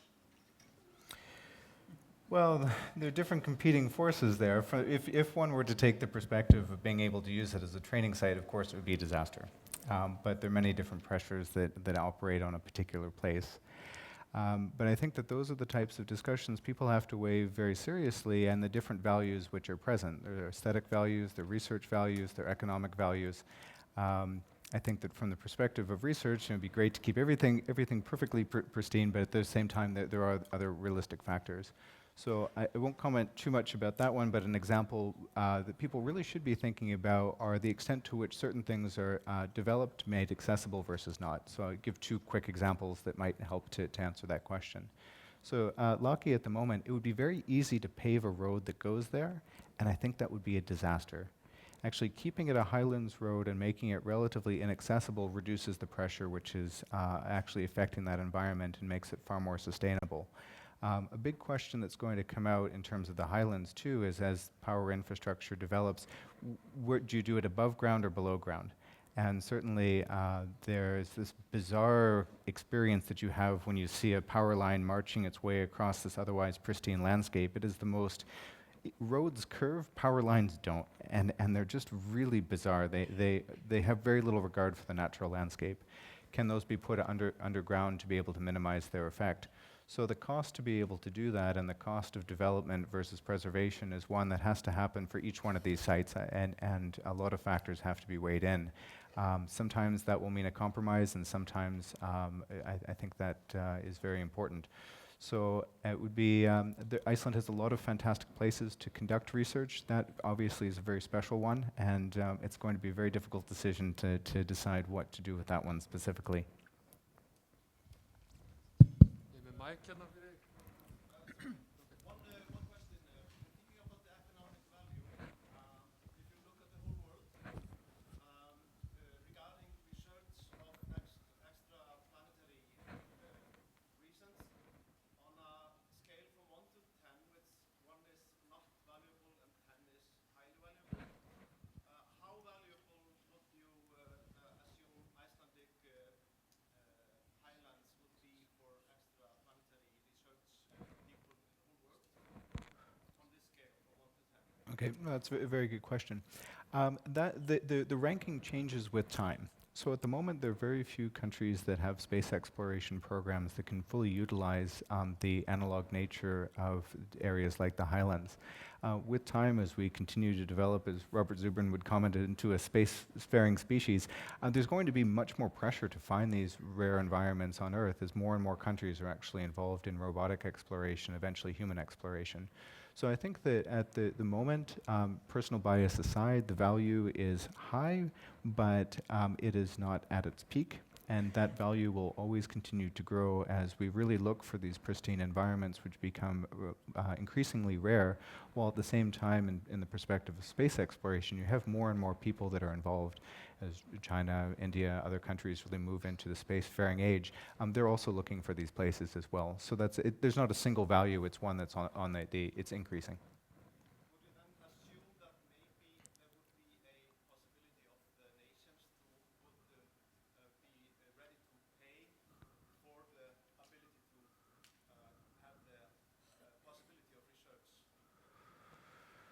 There are many different ways in which a contribution can be made. There are some international structures, UN World Heritage Sites, that dues from countries are allocated. I think it would be a challenge to draw specific economic support for maintaining a park that didn't go through that larger process. I think the more easily accessible approaches come from the collaborations and funding agencies. So, for instance, working with scientists at the Háskóli Íslands, that might actually provide external support to use that environment for that purpose. So I think that there are a number of different ways. As an example, the University of Arizona started a program where we have an annual workshop in Iceland, which allows the planetary science community to come to Iceland to be able to investigate different research projects. We'd like to keep it at about 12 or so people plus students each year, but actually build into the consciousness in other countries the importance and value of this place as what we call an archetype. So it's this one unique place that everybody goes back to as a standard. And so I think that the more people that get involved with seeing these places as standards, then there's more pressure to be able to maintain them, because you can't use it as a standard if it's been modified.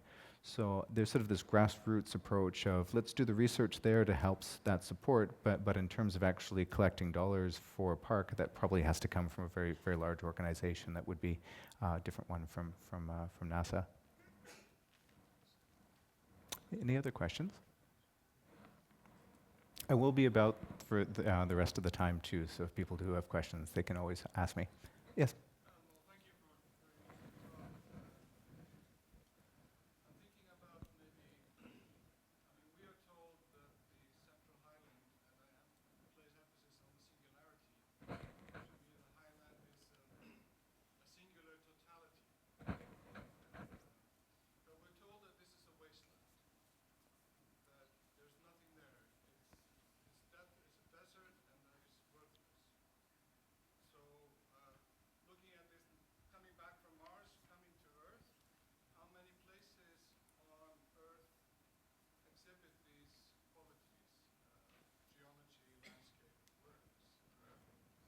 Well, unique is a strong word, but I would say Iceland is unique. I mean, I'm sort of traumatized by the idea that it's a worthless wasteland. I think it's the most beautiful place on earth. And it's not just beautiful because of what it looks like, but it is this transportative place. I mean, it's really, when I go into the highlands, I actually go on a journey to a different part of the solar system. It has a phenomenal value. It's not empty. It is occupied by some of the most rare and really unique environments on Earth. There are other places that have unusual extreme environments. I've been lucky to work in Greenland, Canadian Arctic, Chile, other parts of the world, where you can get a little glimpse of it, but really the aspects of the highlands are unique unto themselves, and there is no other substitute that could be used. Okay. Thank you. Thank you.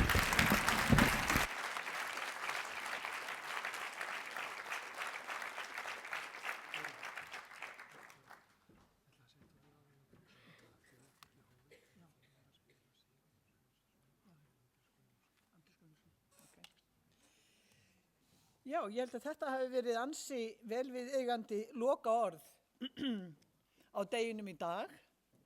Við höldum áfram í fyrramálið klukkan 10:30, en nú tekur við glaumur og gleði. Því að eins og, hver mann eftir Fleksnes? Muni ekki eftir Fleksnes? Fleksnes sagði nefnilega, lífið ekki bara leikur, það líka dans á rósum. Svo nú skulum við fara fram og fá okkur dans á rósum, njóta góðra veitinga, Sigurður Flósarsson og Andrés Gunnlaugsson, og ég vonast til að sjá sem flest ykkar hér á morgun klukkan 10:30, þá höldum við áfram. Takk fyrir daginn.